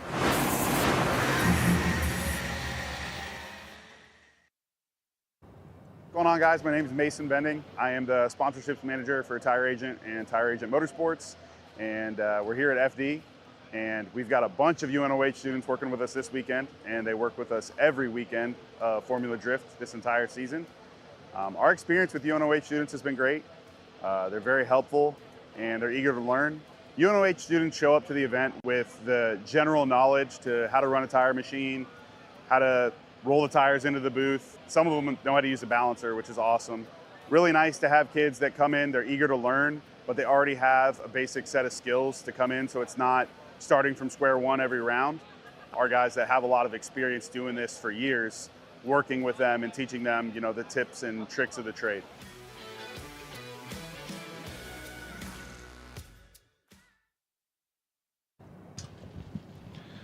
UNOH. There's Chris Forsberg's crew chief, Jackson Orr, Jackie Moon, as we call him on IGs, but he went to UNOH. So there's a lot of graduates from UNOH out here working. So it's definitely a really cool school, and appreciate their support of the Formula Drift Championship. Yeah, I love it. All right. Well, Ryan Turk is waiting. So is it official? Just want to make sure that he called the comp timeout. So okay, yes, it is confirmed. So Simon Olsen, who was intended to compete against Ryan Turk, has called his comp timeout. The top of the show, if you missed it, Simon's motor was outside of the car. Yeah. And that you know, that's a big ask. Like, can you do it? But time-wise, you know, so all right. Well, again, let's get some positive vibes as we throw it down to Lorette, who is with Connor Shanahan. Ooh, the vibes are high down here. Connor jumped out of his car and said, my gosh, that was so much fun. What was that like going against that legend? Yeah, it was crazy. Actually, you know, that battle hit home a little bit, actually. You know, the Manoas is such a well-respected family in drifting. They'd have a very family vibe like me and my brother. You know, I remember growing up, my brother was a huge 86 fan, and we used to be watching videos of Shinji on YouTube. And yeah, to get the chance to battle him, you know, if his kid was here, I'm pretty certain that he would be running at the front right now fighting for a championship. An absolute legend. You know, short drift career in a sense, but I wish him all the luck in a rally car, but still a legend in the sport, so hopefully he comes back sometime. But Shinji, great job. It's not easy to jump into one of those cars, and he's been out of the seat for a long time, but yeah, I'm happy. It's been a really good weekend for me, and ready to keep chipping away at this race. Love that, and that momentum moving for Connor Shanahan. Thank you so much, Lorette. As we go to the line, Chris the Force Forsberg versus Smirkin Forsberg. Yeah, I like it. Captain the Force. Yeah. Going against Cole Richards. I mean, look at this. Look at him and Gucci, the longest running competitors in Formula Drift, going against a rookie. What a battle here. Cole Richards initiates in that Richards Racing 86. Chris the Force Forsberg, Destin Industries Z. He's got some wavering down a little bit low. Cole Richards absolutely ripping into outside zone 2. Chris Forsberg, a shorter line into that power alley into outside zone 3. Here goes Cole, brings it on in. Chris is definitely right there. I'll tell you what, Chris over the years, he always impresses me into that inside, into that last outside zone. Just go and roll the tape, like watch previous years. The way he executes that zone 4 to 5, again, Dylan Hughes, Ken Gucci, and Chris Forsberg, the most time at this track here in this grid. Yeah, I mean, it shows. I mean, Forsberg has been on the podium here 6 times in his career, so that should give you an idea as to, you know, how fantastic of a driver it is when it comes to this track. I will say, though, Cole Richards looking really good. Unfortunately, dipping a tire in zone 2, but the rest of this run looking good. Has a small waiver there from 3. It's going to be a bit late getting to 4, but Forsberg has seen every type of line at this track at this point and adapts to everything. So great play for the veteran and the rookie. Yeah, like I said, this is, you know, in Star Wars terms, since he looks like a young, right, Obi-Wan, yes. The Force, this is a Jedi and a Padawan. Yes. So this is, you know, is this the, you know, passing of the torch? Is this young man ready to take down a 3-time Formula Drift champion? I mean, Cole's on it. So Chris has a fresh air. He's looking to put down a good run. Again, coming off of a class victory in behind the wheel of his Nissan truck out in the desert, Vegas to Reno. So that was cool. Congratulations to him. But he wants to put it down. I mean, he's been competing for 23 years. Chris the Force Forsberg will lead that Destin Industries Nismo Z. Here we go. Chris Forsberg across the nose of Cole Richards, 86. Chris now, he is gapping him right now. Let's see if Cole, look at, oh, here he comes Cole Richards. Forsberg looking a lot more comfortable and settled out front. Into that second outside zone. Oh, Cole Richards dives into that power alley. Chris places it in outside zone 3, coming into 4. Now transitioning into 5. Look at Cole on the attack. Like I said, that transition by Chris, 4 to 5 is it's just so poetic, and the rate to angle there, it just drops in, both in the lead and the chase. I just love his execution there. Yeah, Chris is just on another level, it feels like, right now, and he seems very comfortable. Goes for a very wide initiation. That'll be something everyone's going to take a look at, and kind of catches Cole out. He wanted to chase him out to that section of track, and it means that he's going to be a little bit further behind when it comes to the chase game. Now, Chris not getting all the way out to the second outside zone, whereas in Cole's lead run, he was actually over in that section. And then all the way through the rest of this run, it just felt like Cole Richards wasn't able to find his feet to regain the proximity of a Chris Forsberg, who is incredibly fast going through each of those zones. So we'll see how it all works out, how they play this, and how they weigh each of the mistakes from the drivers. And I think they're waiting, and we're all waiting for a side-by-side to see how this plays out now that we've gotten some more eyes on it. Yeah, some exciting driving there. Loving what Cole Richards is doing, making a stab at being a Formula Drift Rookie of the Year. Taking a look at that, again, was that something that Chris was impeding on Cole? Because you saw him aggressive. You know, he had some gap. He just chased him down. I know Jay and his street cats are out here watching, so again, love and hope you feel better there, buddy. And also another shout out to Grandpa Drift. He passed away 2 years ago. He was a ravenous fan of drifting. This and Orlando was two of his favorite rounds. I know Jewel, his daughter, and some of his family's here in the building. So I want to send a shout out to Grandpa Drift. Again, a lot of history here at Seattle, so appreciate each and every one of the fans. Like we said, we've been coming here for 21 years, so we've seen, again, families change, evolve, and we've lost some and celebrate others. So thank you so much for everybody that's contributed to the Formula Drift family. And I'm seeing Ryan Turk pull up to that burnout box. I'm not seeing Simon Olsen. That very well could imply that Simon Olsen's vehicle did not make it, so it is confirmed. We'll get to that. Yeah, we'll get to that. All right, Cole Richards, Chris Forsberg, slide him left one more time and one more time. So Forsberg and Richards, ooh, look at that. So Vernon Zvanveld going the way of Cole Richards, and that's the second time that he's gone against the grain of the other judges, and that is not where you want to be. Simon getting a hug from Jack's lady there, Shanahan, and such a bummer for Simon Olsen. What's the update there? Yeah, just I guess they got incredibly close, but unfortunately not able to get the car fired up and moved in time. So very close. That is sometimes that's almost worse than not even being able to get the car back together. When you can see it's on the ground, that's how close he was. Oh, so big bummer there. We missed him in Indiana, but again, canceling that coincidental Rain X was definitely needed in Indiana. But Ryan Turk will get the victory and we'll get the bye run. Lay out, listen to the hot rod. Again, Ryan Turk hanging up his helmet in the entirety of a Formula Drift season. After this season, again, 2 more rounds for his farewell tour.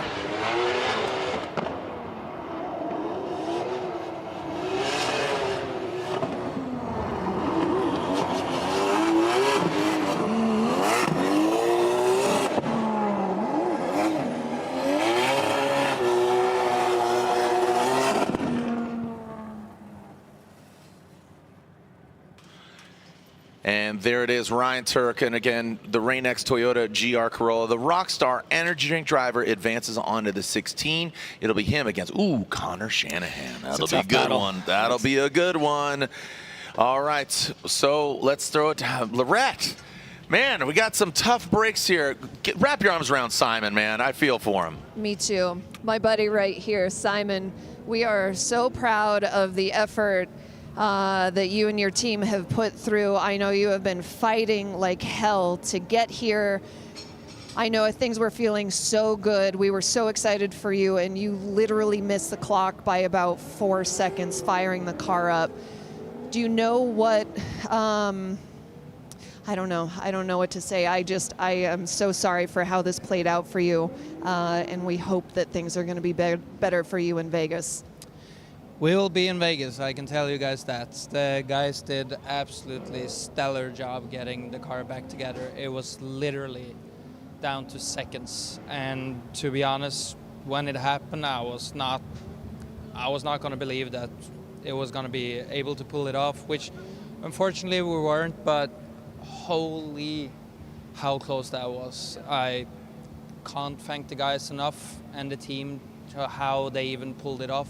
It literally was, if the commercial break was 5 seconds longer or just something out there took, if every single batter was a second longer, they're so small, such a small window that we could have made it, but unfortunately not. But I'm so proud of the team and everyone behind. We got crew from Jack Shanahan's guys over here also helping out, many more people asking if we needed help.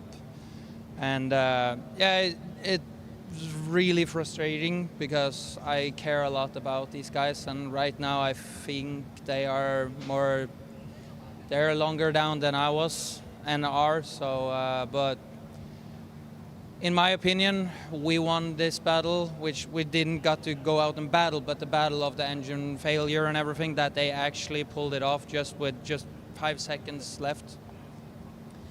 I gotta give big kudos to them. They did absolutely stellar job.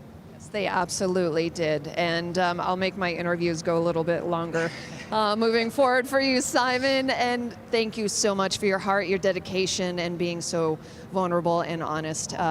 Big things for you in Vegas, guys. We're gonna again look for big things for Simon in Las Vegas. Absolutely, thank you so much, Lorette. Yeah, we could definitely love to give him more time, but we got to get back to the action. These guys are sitting on the line. They warmed up their tires. Hopefully keep them warm. Here we go. Cody Buchanan versus Wataru Masayama. And Cody Buchanan, that reboot wide open Nissan Zia. And Masayama kind of struggling last night in qualifying, but looks like he found that secret sauce in that Evangelion Jerry Yang Racing 86. You got the Injuku Racing, of course, wrapping it up. And ooh, there we go. Cody Buchanan ball getting shot out of the cannon and firing from North Dakota. Speaking of firing, there's that train is always on time. Wataru Masayama lighting the wick. Man, fun again. Like this top 32, it's been such an up and down with mechanicals, and then you get driving like this. Cody Buchanan qualifying 10th overall. An incredible qualifying session for him last night. Chatted with him earlier, and he just said, "I'm having fun, man. I'm enjoying it. Like this track, like all of it, and it really suits his driving style." So they found the setup, and out front, everything is looking really good. Well through, same thing. His chase looks good. Nice little door top there to wrap things up, but. He was in the battle the entire way through, and it's just a clean heads-up, head-to-head battle. Very clinical, and just like you said, that little boop there at the end from the Evangelion Racing, the Injuku Racing. Jerry Yang prepped vehicle will be out front, living life wide open. I know Buchanan does a lot of cool stuff with the C-Boys, man. Those guys are having a hoot, man. Love those guys. Here we go. Wataru Masayama initiates. Cody Buchanan in tow. Yeah, he is right there. He drops back a little bit, but let's see. Masayama, on rails, but on the wall. That disrupts Cody a little bit there, but he bounces back, and just as I say that, going to outside zone 3. So again, look at, I'm just seeing the little flame flicker underneath like a water heater. You just see that little flame underneath the vehicle, that tire. It's just such a signature move of those vehicles where they point that exhaust and the tire debris. Let's take a look at it again. Yeah, this got a little crazy here up on the bank. Wataru gets up there, but not all the way up into the top of the bank. Slowly works his way up there. Cody keeping up with them, both drivers. Not at a ton of angle, but a lot of pace. And Wataru catching the wall there, and it disrupts both of them because Cody's got to make that correction. Then unfortunately through 3, Cody's backing it in there. I mean, one could definitely argue it was a mistake in the lead that caused the mistake in the chase. I mean, it was definitely. That's it was a little bit reaction. Later on. Yeah. So I mean, I think there's kind of an argument either way, but you know, it's one of those. Cody had to overextend in 2 because of the mistake that happened with Wataru in 1, and that meant that his line going into 3 was off. What I like though, Cody, even at the end, it's going to mark up the door. We give these guys so much credit, and they make it look easy. I'll tell you, you talk about there can be an argument made.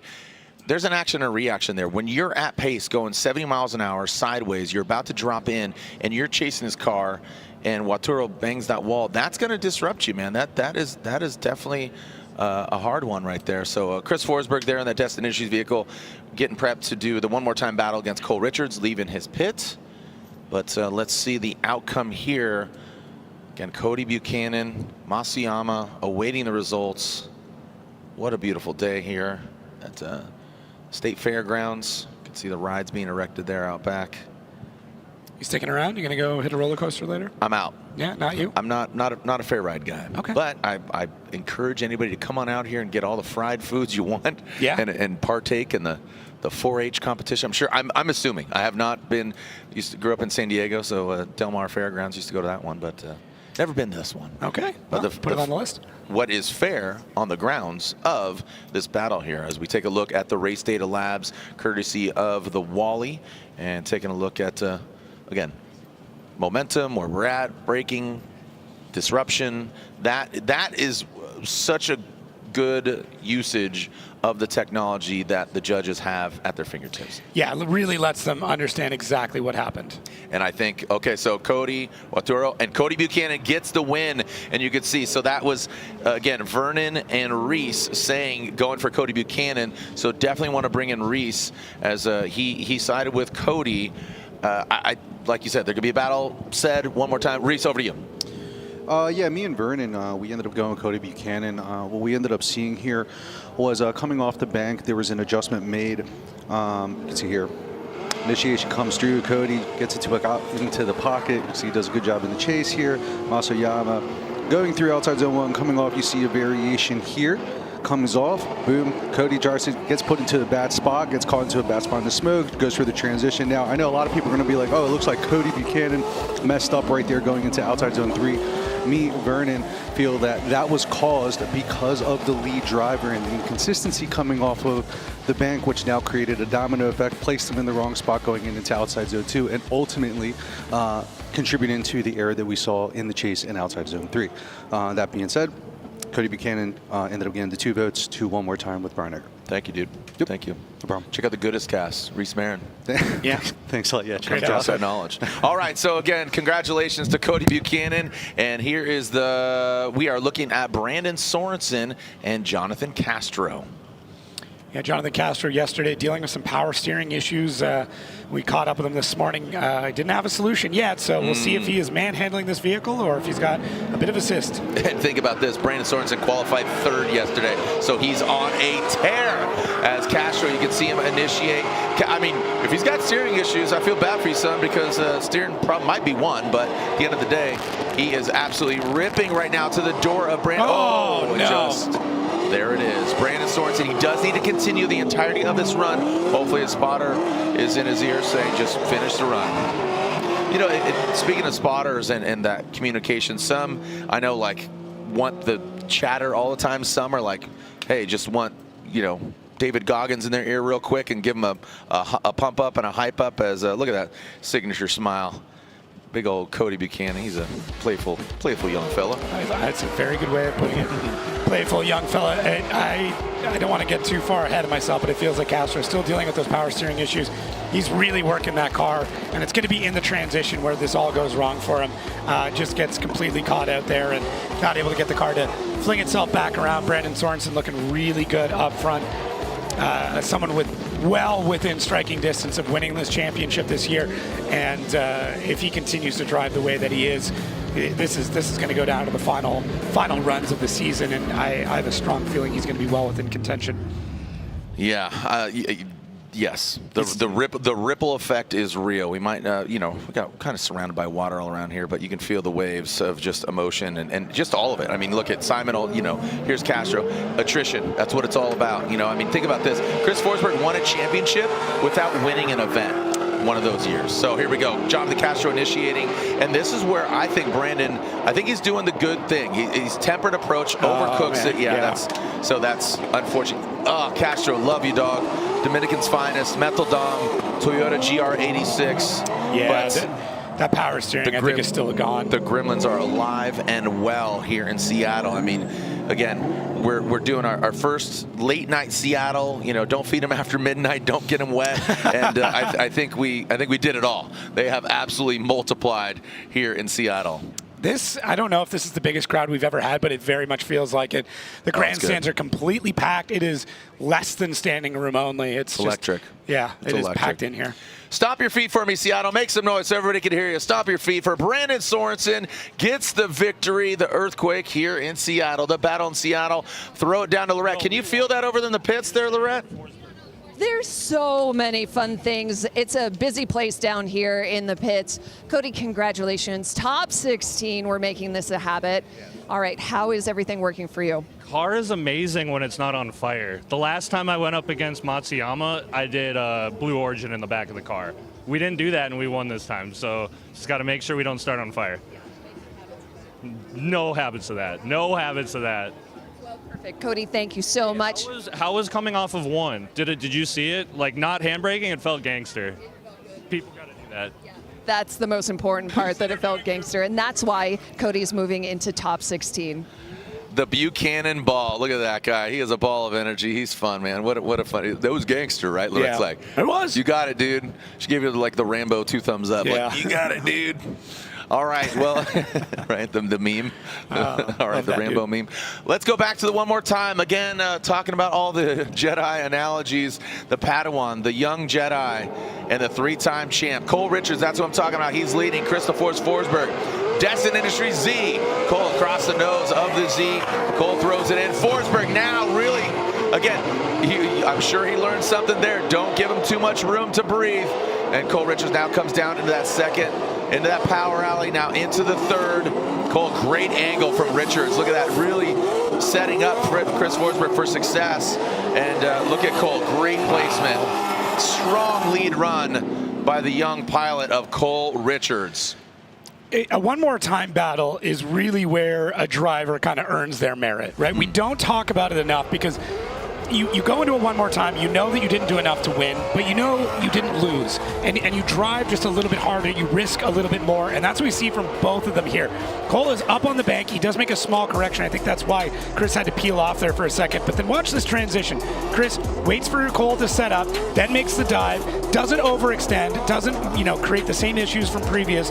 But yeah, both drivers really stepped up their game.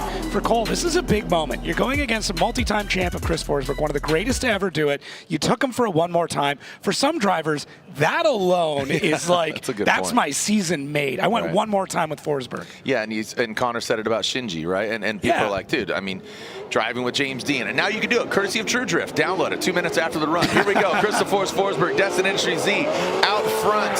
And there goes Cole Richards. So again, I liked what you said there. You learned something from that first battle, and you have to apply it. This is where it gets done. So don't make those mistakes and refine what you can do. So here's Forsberg. Great placement of the vehicle. Cole, give himself a little bit of room. Want to see that overhead, the placement of Cole Richards, because Chris was inside on a few of those outside zones in the chase run. So I want to see this overhead view. Let's run it back, get that overhead shot. I got no idea which way this is going to go. Yeah, I got nothing. I had a question from somebody. How many one more times can you do until we have a victor? Yeah, we will keep going. We know we got this place until well into the night, so we might as well use it. Man, look at this, though. I mean, Chris Forsberg is on rails through the first outside zone. Little bit of a waiver there from Cole Richards. Good transition from both of them. Cole trying to sink that car in as deep as he can behind Forsberg. Every transition looks great from both drivers. The tandem's heads up. The lead lines are clean. No games being played. Phenomenal set of runs here, and you can see that with these scores coming in and how good they are. I mean, the mimic is a little bit closer for Cole Richards, and that what the mimic refers to is how much you copied the path of the driver that's in front of you. If you went everywhere they did, and then proximity is just how much of the run did you stay within about a foot of the other car. All right, here it is. Slide him left for Cole Richards or right for Chris Forsberg. Chris Forsberg does not get the win. Cole Richards advances on, and it is unanimous. And I have to think that in the chase position, Chris was just too inside on those outside zones, especially 2 and 3. So, I mean, Reese, could we throw on that headset real quick? Again, I like what you said. It's a tough one, but also just elaborate.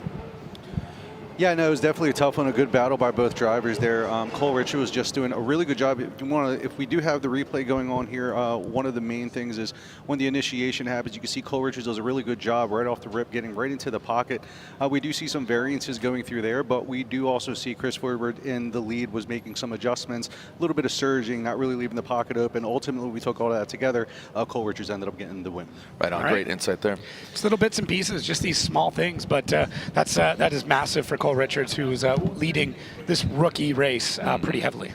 All right, 2 young pilots here in BMW's very comparable setups here, Connor O'Sullivan and Trenton Beecham. Connor O'Sully out front in that U.S. Army BMW, initiating into that outside zone. And you can see the FL Pro BMW right there, just has some wavering. He is dancing back there.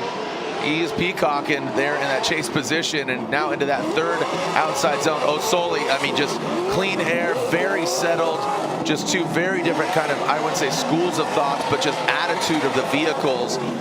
Trenton was always kind of part of the conversation, but he was just bebopping around back there as Sully was lead singer and just was poised. Yeah, Sully's very, very smooth out front, and for Beecham, you have to remember he's going to have more power. O'Sully is definitely down on that front, so I have a feeling that Beecham's car is just wanting to go so much faster than O'Sully is able to do with the lack of horsepower he's got in this basically pro-spec level vehicle that he's running this weekend. But either way, Beecham's got a responsibility to still mirror what that lead car is doing. That's where your spotter comes in and lets you know, hey, this is what the car is going to be like. Now that we swap him around, though, Beecham's going to have the fresh air. He's going to have all the room to run, and it's going to be up to O'Sully to do his best to try and keep up with him.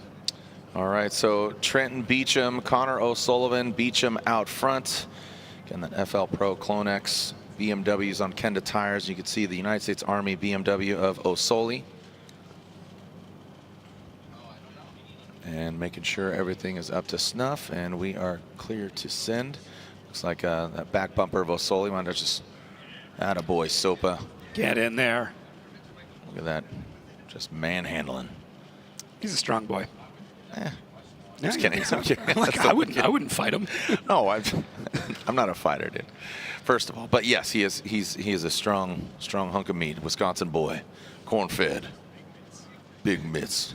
Yeah, he's got huge hands. He does have big hands. He actually doesn't use an impact. He just he just grabs onto like it. what do you want the torque level to be? How many Yeah. foot-pounds? Okay, he could do that.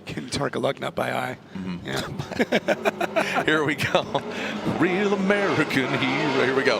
Trent Beecham out front. O'Sully in the chase position, and there it is. So look at this. Beecham a lot more comfortable out front. O'Sully was close. He backed off a little bit, but the car's looking a lot more settled. And O'Sully pops out of the smoke. Oh, man. And look at the angle from Beecham. Burning rubber and coming on in. Yep, and Beecham crosses the finish line. O'Sully hanging out in the white shadow. The smoke pouring out the back. Gotta love some E46 on E46 action. Anytime we get two cars of the same chassis, it's always going to be a good time because the dynamics are going to be very similar. Beecham takes a minute to really get the legs under. He was struggling with power yesterday, and I'm wondering if that's come back to him because I was fully expecting Beecham to completely walk away from Connor O'Sullivan, and that was not the case here. O'Sully is all over him, and Beecham, unfortunately, just not able to really get that car to go, and that's a pretty large stall up between 4 and 5. Sully did an amazing job of tempering his speed to make sure that he was going to keep up what Beecham was going to do, who really didn't make all the way out to outside zone 3, and you can see that with his line score there. So as we said, those scores on the right, those are just what the Wally system is seeing. That is not used by the judges to make their decision. They are all over their screens and replay machines to see how this all plays out. But yeah, another fun battle, equal chassis, and different power levels. Although I don't think Beecham's back up to full stock. All right, let's see the outcome here. O'Sully and Trenton Beecham. Haven't heard anything. We got two more battles after this. Adam LZ versus Andy Haitley, and Dylan Hughes versus Stuckey, who is in a backup car, a borrowed car from Federico Sharifo. So he'll have a different livery on the vehicle. O'Sully or Beecham. So Beecham gets 1 vote, 2 votes, and a one more time. So again, Reese, I'm going to throw it over to you because again, this is kind of back and forth, but Reese, if we could throw that headset on and just want to get an explanation here. Trenton Beecham gets the victory again, 2-1. Yeah, what really shined out to me and Brian on that one is on the bank. You can see that there was a lot of wavering from Connor in the lead. So a lot of that kind of yo-yoing in the lead. You can see here, we're going to have the initiation. You can see a little bit of the wavering there. You see Beecham tries to get in, and then there starts to be a little bit of wavering that starts to come in there as well, too. A lot of this stuff we feel is being contributed a little bit to Connor as well. We do see that there was the transition there that people may be looking at for Beecham as that being an issue as well. But overall, we feel that Beecham just edged him out when it came to lead run, taking things into consideration. It was a close battle. It's not like it was knocked out of the park, but unfortunately for Connor, we gave 2-1, and Beecham's right on. Thank you so much, Reese. Throw down to Laurent Nickel, who's with Cole Richards. A tricky battle for sure, going against Chris Forsberg, not only going against a multiple-time champion, but you're also learning the Seattle track. What are some of the adjustments that you've had to make? Yeah, it seems like every lap we go out, we are always having to deal with some type of grip level change. So that's been really fun, as well as we have been having a lot of steering rack issues. So our pump, I believe, just being on the bank track for 8 seconds, that is putting a lot of wear and tear on our pump and steering rack. So we have been dealing with that. That whole second OMT battle, first OMT battle, was basically on a dead steering rack and a dead pump. So, yeah. So this win felt very good. So what are you experiencing in the car when that happens? Yeah, so the steering just gets super, super, super heavy and it starts binding up. So leaving the bank and going into OZ2, we are experiencing that in the worst case scenarios. And I'm just stuck at lock until I have to fully muscle everything over and transition into OZ3. Yeah, it's fucking Bronco, this car. Yeah, absolutely. And well, Cole, thank you so much for telling all of us what's going on with your car. But we're going to see you in top 16. But before we get there, we have a few more battles left of the top 32. So ladies and gentlemen, don't go anywhere. We'll be right back.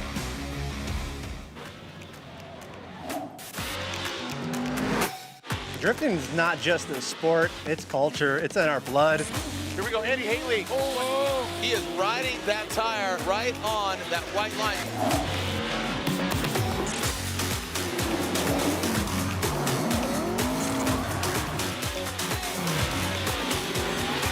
Tires are what we live and breathe in Formula D. We couldn't do this without them.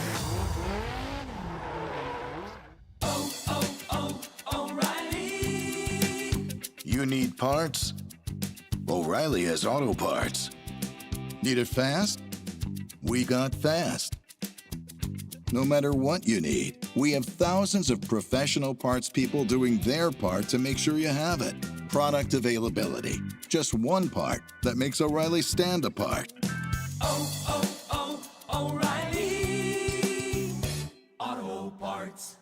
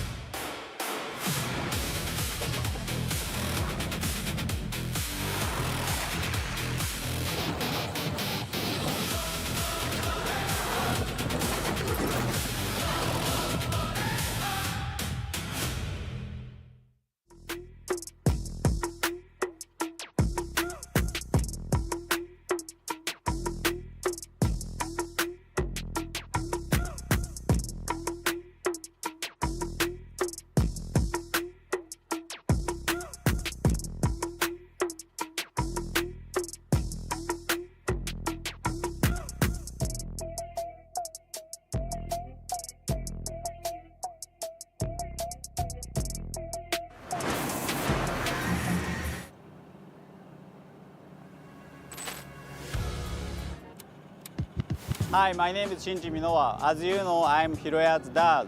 I'm competing Formula Drift USA Seattle this round. で、このコースですごく難しかったり注目してほしいところは、バンクもスピードが乗って難しいんですけど、その乗せたスピードをしっかり調整してこのアウトゾーンに持ってくるのがすごい難しいです。なかなか日本にはこういうレイアウトがないので自分もちょっと苦労してます。で、この速度を調整したとこから振り返すところも速度的にはそうでもないんですけど、いいバトルが見られたりすごい難しい場所なんで注目して見てもらえると楽しいと思います。ご覧いただいたのは BC レーシングティップクリップです。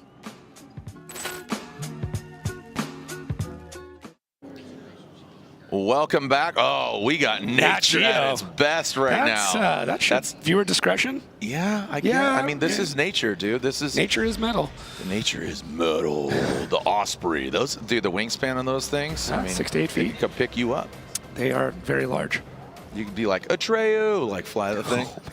Just ride that thing in. That's yeah, that's some never-ending story. You know, I'm just reverting back to childhood and try not to cry. Horse in the mud. All right, well, again, the clean shave with a little mustache. You got the fully bearded Andy Haley, a BMW battle, different varieties. The Drift Wizard versus one of the most iconic drivers, Adam LZ. Adam LZ in that E36. Haley, you see him locking back there a little bit, and then drops into that power alley. Adam LZ off into that outside zone 3. Andy Haley having some gap issues there.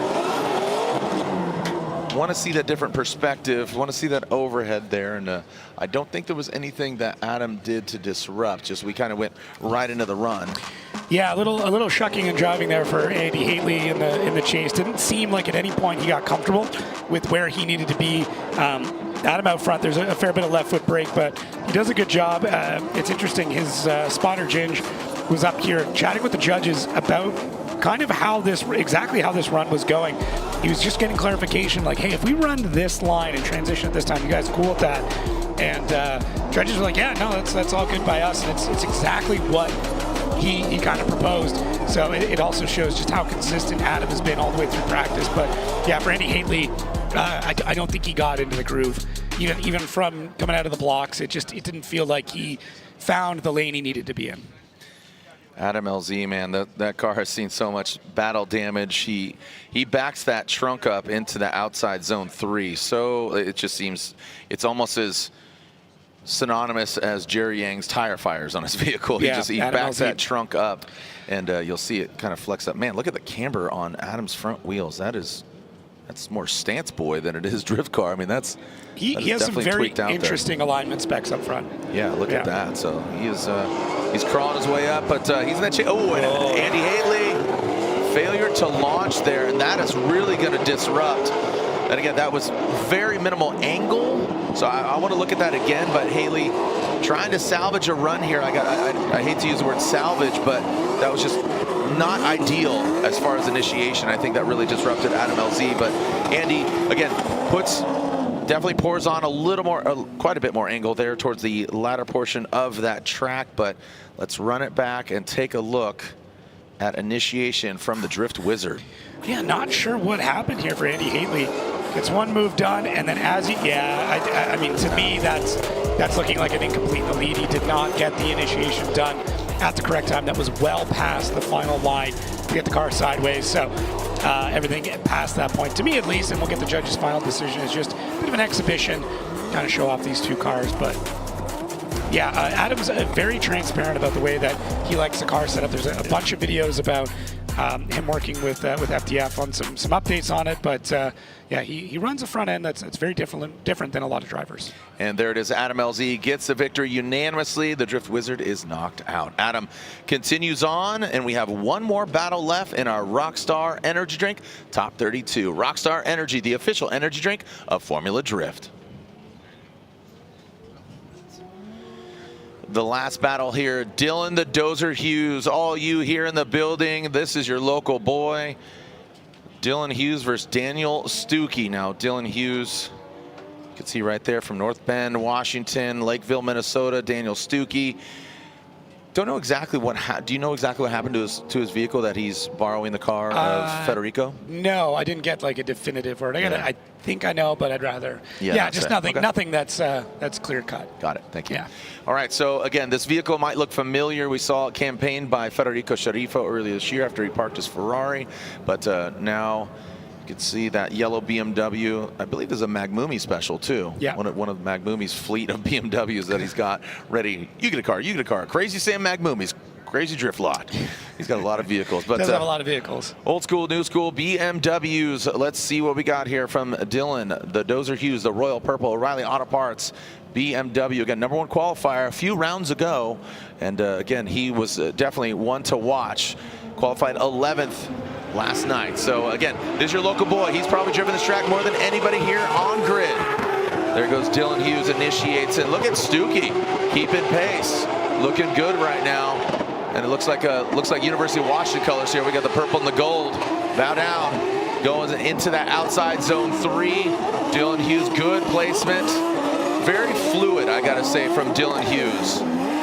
Flowing like that royal purple oil running through his veins. Yeah, very smooth for both of them. Mm-hmm. I said to Stuckey when he rolled in this morning, I said, I don't want you to sell the S15, but you should buy a BMW.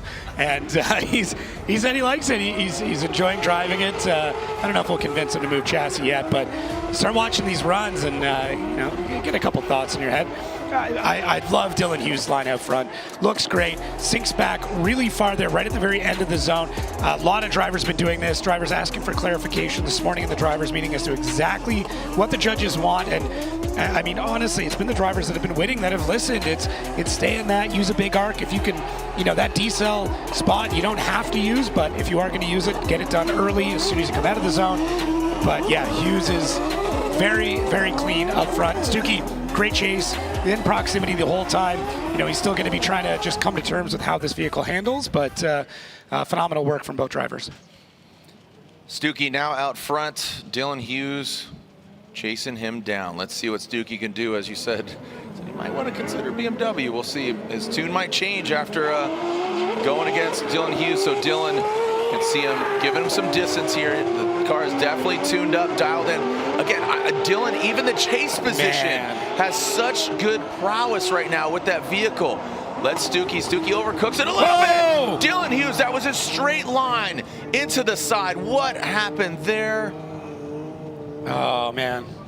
I mean, he came out of outside zone 2, came through the smoke, and he just was beelining. That was a straight approach to the side of that BMW of Stuckey. Yeah, this is a weird situation. And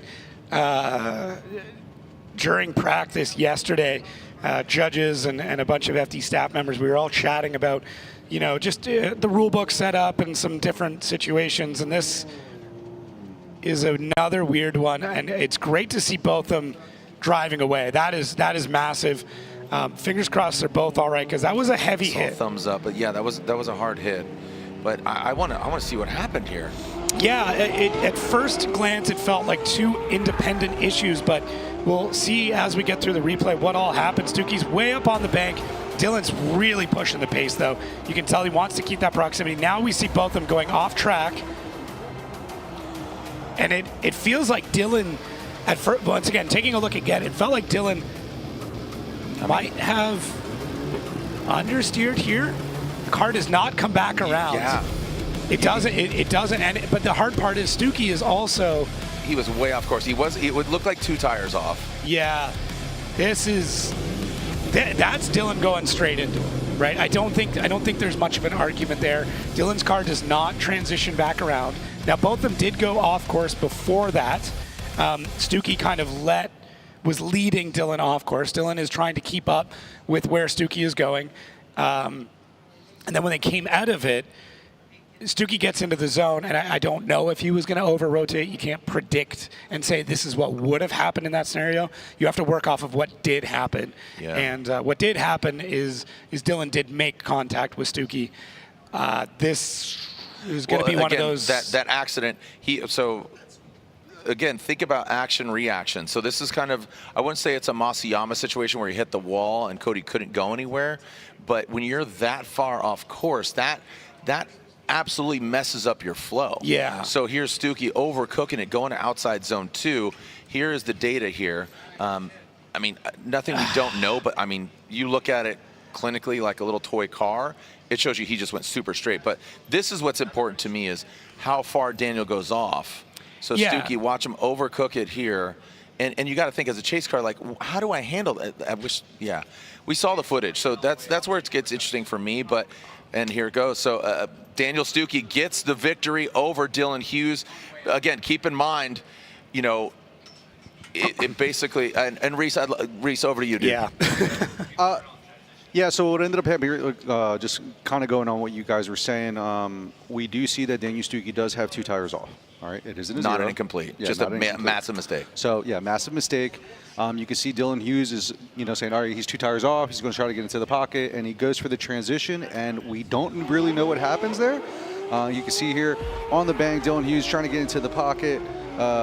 Stuckey doing a good job. We do see the bumper starts coming off. We were looking at that. All right, so now we go into outside zone 2. He does drop 2. It's fine. The transition happens, and then I don't know. It looks like maybe the passenger front wheel, you could see something, maybe something broke or out of mechanical, but it just looks like the car ended up going straight and he just boom. That's after the wall too. So unfortunately on that one, it was just one of those things where Stuckey got it based off of that collision. Yeah, it's really unfortunate for Dylan. I mean, again, just his driving prowess. It's such a bummer for local legend Dylan Hughes. But that wraps up top 16. But before that, throw it down to Lorette Nickel, who's with Adam LZ.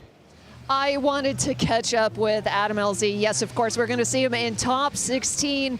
And Adam, quite a battle from Indy to get here. How is the car after we saw you go into the wall in your top 32 battle in Indy? The car's really good. The team got it back together in Indy, and then we spent a couple days here at Grillo's garage kind of refining it. We did have some hiccups in practice. Thankfully, this was a very long amount of practice because it's not a pro spec round. But in the crash, the engine mounts, the trans mounts, like everything broke and moved. So there's a lot of like just finding issues once we started driving of things that were shorting, wires that we missed.